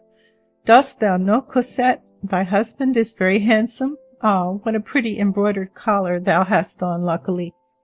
I am fond of that pattern. It was thy husband who chose it, was it not? And then thou should have some cashmere shawls. Let me call her thou, Monsieur Pontmercy. It will not be for long." And Cosette began again. "How wicked of you to have left us like that! Where did you go? Why have you stayed away so long? Formerly your journeys only lasted 3 or 4 days. I sent Nicolette. The answer always was, 'He is absent.' How long have you been back? Why did you not let us know? Do you know that you are very much changed? "Ah, what a naughty father! He has been ill, and we have not known it. Stay, Marius, feel how cold his hand is." "So you are here, Monsieur Pontmercy, you pardon me," repeated Jean Valjean. At that word which Jean Valjean had just uttered once more, all that was swelling Marius's heart found vent. He burst forth. "Cosette, do you hear? He has come to that. He asks my forgiveness. And do you know what he has done for me, Cosette? He has saved my life. He has done more. He has given you to me. And after having saved me, and after having given you to me, Cosette, what has he done with himself? He has sacrificed himself. Behold the man. And he says to me, the ingrate, to me, the forgetful, to me, the pitiless, to me, the guilty one, thanks. Cosette, my whole life passed at the feet of this man would be too little. That barricade, that sewer, that furnace, that cesspool, all that he traversed for me, for thee, Cosette. He carried me away through all the deaths which he put aside before me and accepted for himself. Every courage, every virtue, every heroism, every sanctity he possesses. Cosette, that man is an angel." "Hush, hush," said Jean Valjean in a low voice. "Why tell all that?" "But you," cried Marius, with a wrath in which there was veneration, "why did you not tell it to me? It is your own fault, too. You save people's lives and you conceal it from them. You do more under the pretext of unmasking yourself to calumniate yourself. It is frightful." "I told the truth," replied Jean Valjean. "No," retorted Marius, "the truth is the whole truth, and that you did not tell. You were Monsieur Madeleine. Why not have said so? You saved Javert. Why not have said so? I owed my life to you. Why not have said so?" "Because I thought as you do. I thought that you were in the right. It was necessary that I should go away. If you had known about that affair of the sewer, you would have made me remain near you. I was therefore forced to hold my peace. If I had spoken, it would have caused embarrassment in every way." "It would have embarrassed what? Embarrassed whom?" retorted Marius. "Do you think that you are going to stay here? We shall carry you off. Ah, good heavens! When I reflect that it was by an accident that I have learned all this. You form a part of ourselves. You are her father and mine. You shall not pass another day in this dreadful house. Do not imagine that you will be here tomorrow." "Tomorrow," said Jean Valjean, "I shall not be here, but I shall not be with you." "What do you mean?" replied Marius. "Ah, come now. We are not going to permit you any more journeys. You shall never leave us again. You belong to us. We shall not lose hold of you." "This time it is for good," added Cosette. "We have a carriage at the door. I shall run away with you if necessary. I shall employ force." And she laughingly made a movement to lift the old man in her arms. "Your chamber still stands ready in our house," she went on. "If you only knew how pretty the garden is now. The azaleas are doing very well there. The walls are sanded with river sand, and there are tiny violet shells. You shall eat my strawberries. I water them myself, and no more Madame, no more Monsieur Jean. We are living under a republic. Everybody says thou, don't they, Marius? The programme is changed. If only you knew, father. I have had a sorrow. There was a robin redbreast which had made her nest in a hole in the wall, and a horrible cat ate her. My poor pretty little robin redbreast, which used to put her head out of her window and look at me. I cried over it. I should have liked to kill the cat, but now nobody cries any more. Everybody laughs. Everybody is happy. You are going to come with us. How delighted grandfather will be. You shall have your plot in the garden. You shall cultivate it, and we shall see whether your strawberries are as fine as mine. And then I shall do everything that you wish, and then you will obey me prettily." Jean Valjean listened to her without hearing her. He heard the music of her voice rather than the sense of her words. One of those large tears which are the sombre pearls of the soul welled up slowly in his eyes. He murmured, "The proof that God is good is that she is here." "Father," said Cosette. Jean Valjean continued, It is quite true that it would be charming for us to live together. Their trees are full of birds. I would walk with Cosette. It is sweet to be among living people who bid each other good day, who call each other in the garden. People see each other from early morning. We should each cultivate our own little corner. She would make me eat her strawberries. I would make her gather my roses. That would be charming, only—" He paused and said gently, "It is a pity." The tear did not fall, it retreated, and Jean Valjean replaced it with a smile. Cosette took both the old man's hands in hers. "My God," said she, "your hands are still colder than before. Are you ill? Do you suffer?" "I? No," replied Jean Valjean. "I am very well, only—" He paused. "Only what?" "I am going to die presently." Cosette and Marius shuddered. "To die!" exclaimed Marius. "Yes, but that is nothing," said Jean Valjean. He took breath, smiled, and resumed. "Cosette, thou wert talking to me. Go on. So thy little Robin Redbreast is dead? Speak, so that I may hear thy voice." Marius gazed at the old man in amazement. Cosette uttered a heart-rending cry. "Father! My father! You will live! You are going to live! I insist upon your living! Do you hear?" Jean Valjean raised his head toward her with adoration. "Oh, yes, forbid me to die. Who knows? Perhaps I shall obey. I was on the verge of dying when you came. That stopped me. It seemed to me that I was born again." "You are full of strength and life," cried Marius. "Do you imagine that a person can die like this? You have had sorrow. You shall have no more. It is I who ask your forgiveness, and on my knees. You are going to live, and to live with us, and to live a long time. We take possession of you once more. There are 2 of us here who will henceforth have no other thought than your happiness." "You see," resumed Cosette, all bathed in tears, "that Marius says that you shall not die." Jean Valjean continued to smile. "Even if you were to take possession of me, Monsieur Pontmercy, would that make me other than I am? No. God has thought like you and myself, and he does not change his mind. It is useful for me to go. Death is a good arrangement. God knows better than we what we need. May you be happy. May Monsieur Pontmercy have Cosette. May youth wed the morning. May there be around you, my children, lilacs and nightingales.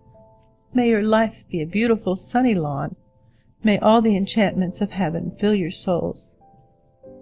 And now let me, who am good for nothing, die. It is certain that all this is right.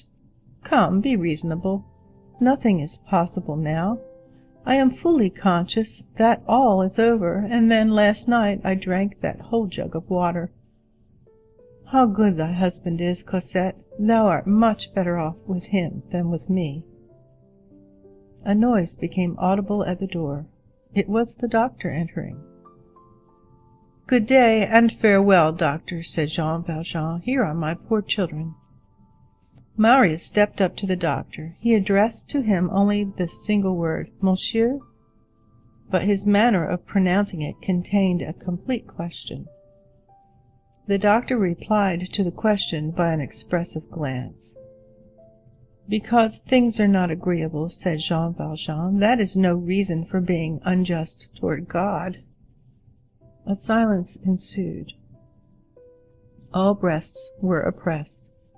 Jean Valjean turned to Cosette.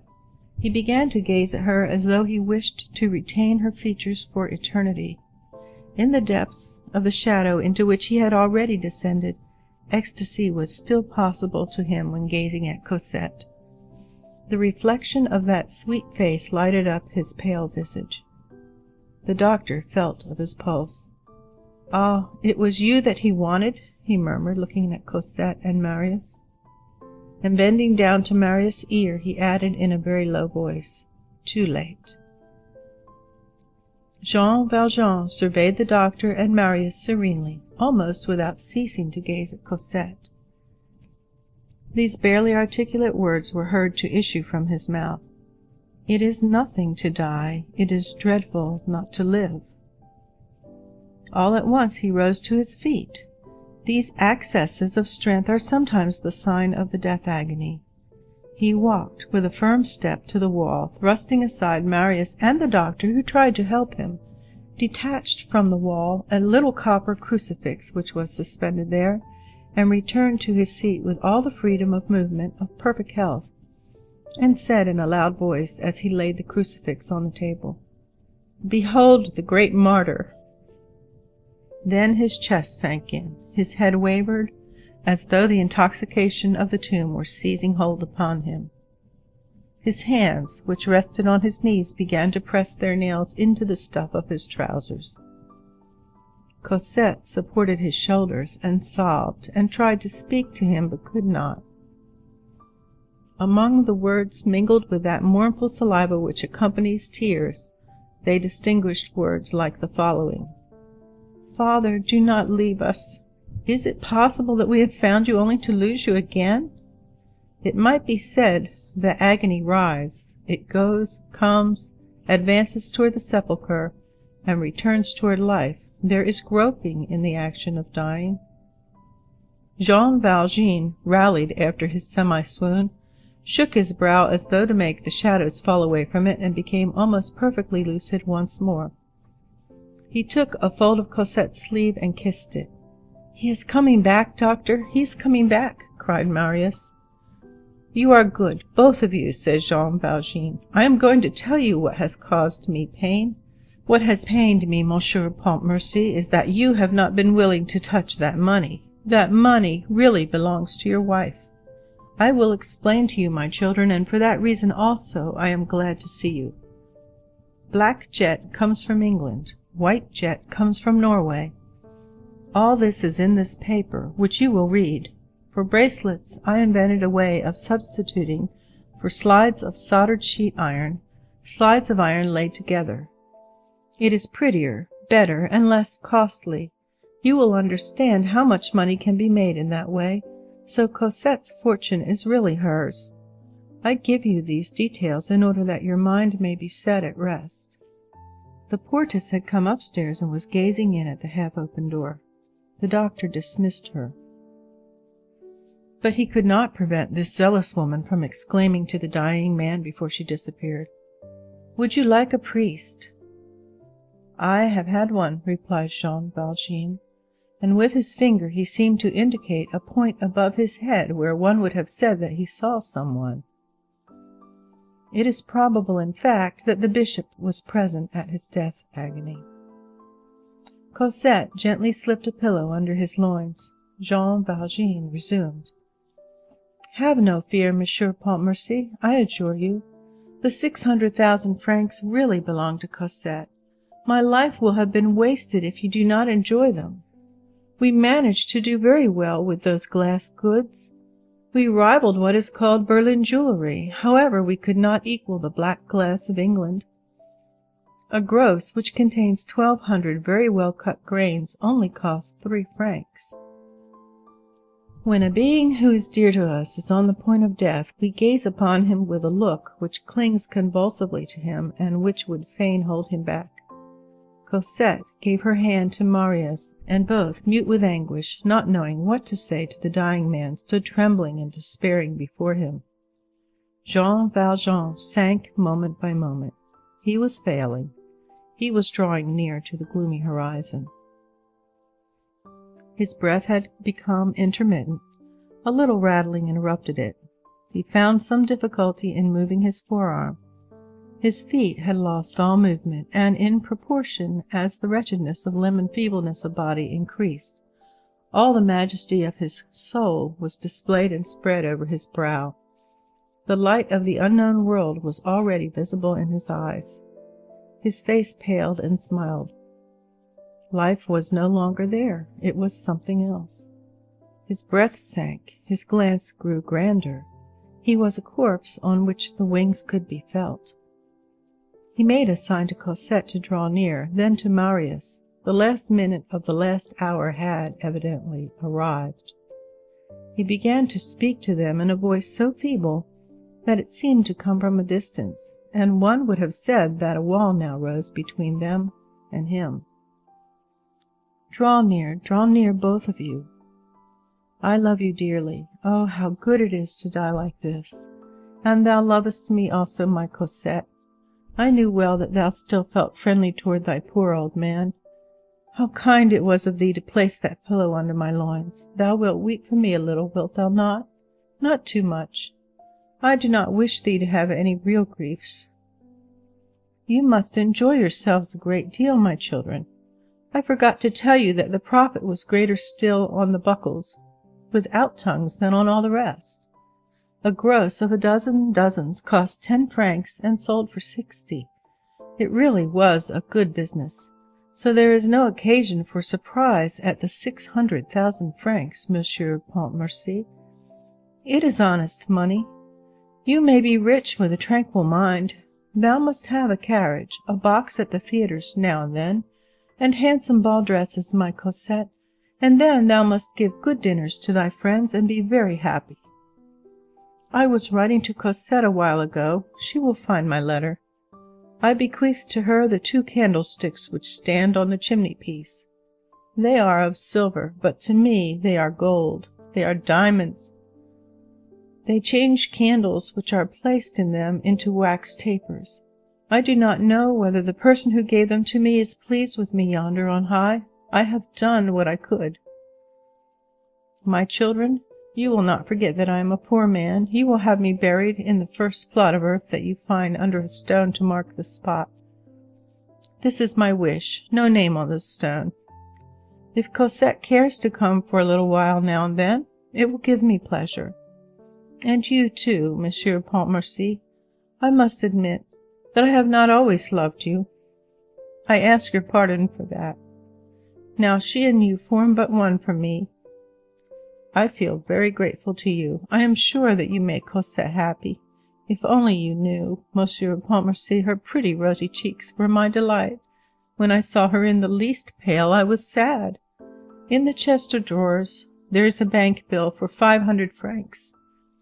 I have not touched it. It is for the poor. Cosette, dost thou see thy little gown yonder on the bed? Dost thou recognize it? That was 10 years ago. However, how time flies! We have been very happy. All is over. Do not weep, my children. I am not going very far. I shall see you from there. You will only have to look at night, and you will see me smile. Cosette, dost thou remember Montfermeil? Thou wert in the forest. Thou wert greatly terrified. Dost thou remember how I took hold of the handle of the water bucket? That was the first time that I touched thy poor little hand. It was so cold. Ah, your hands were red then, mademoiselle. They are very white now. And the big doll, dost thou remember? Thou didst call her Catherine. Thou regrettest not having taken her to the convent. How thou dost make me laugh sometimes, my sweet angel. When it had been raining, thou didst float bits of straw on the gutters, and watch them pass away. One day I gave thee a willow battledore and a shuttlecock with yellow, blue, and green feathers. Thou hast forgotten it. Thou wert roguish so young. Thou didst play. Thou didst put cherries in thy ears. Those are things of the past. The forests through which one has passed with one's child, the trees under which one has strolled, the convents where one has concealed oneself, the games, the hearty laughs of childhood are shadows. I imagined that all that belonged to me. In that lay my stupidity. Those Thénardiers were wicked. Thou must forgive them. Cosette, the moment has come to tell thee the name of thy mother. She was called Fontaine. Remember that name, Fontaine.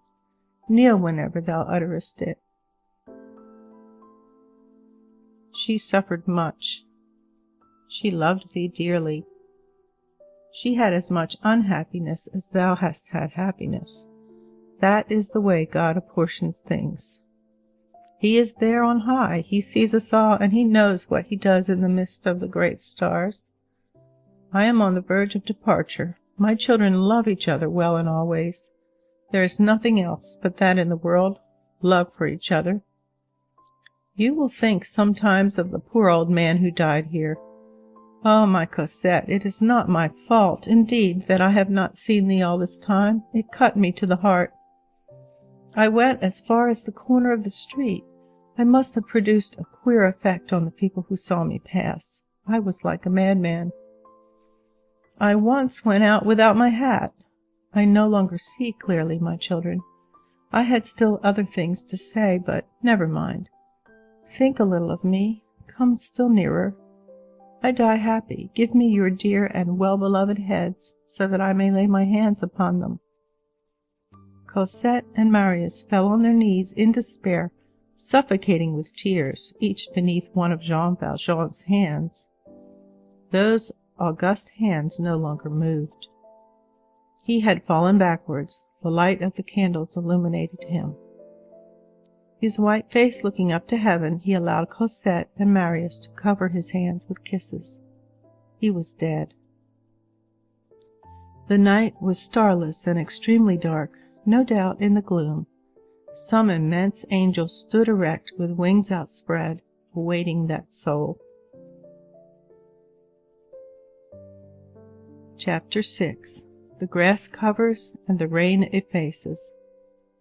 In the cemetery of Père-Lachaise, in the vicinity of the common grave, far from the elegant quarter of that city of sepulchres, far from all the tombs of fancy which display in the presence of eternity all the hideous fashions of death, in a deserted corner, beside an old wall, beneath a great yew tree over which climbs the wild convolvulus, amid dandelions and mosses, there lies a stone. That stone is no more exempt than others from the leprosy of time, of dampness, of the lichens, and from the defilement of the birds. The water turns it green, the air blackens it. It is not near any path, and people are not fond of walking in that direction, because the grass is high and their feet are immediately wet. When there is a little sunshine, the lizards come thither. All around there is a quivering of weeds. In the spring linnets warble in the trees. This stone is perfectly plain. In cutting it, the only thought was the requirements of the tomb, and no other care was taken than to make the stone long enough and narrow enough to cover a man. No name is to be read there. Only, many years ago, a hand wrote upon it in pencil these 4 lines, which have become gradually illegible beneath the rain and the dust, and which are today probably effaced. Il dort, quoique le sort fût pour lui bien étrange. Il vivait, il mourut quand il n'eut plus son ange. Les choses simplement d'elles-mêmes arrivent, comme la nuit se fait lorsque le jour s'en va. He sleeps. Although his fate was very strange, he lived. He died when he had no longer his angel. The thing came to pass simply, of itself, as the night comes when day is gone. End of Les Misérables, Volume 5 of 5, by Victor Hugo,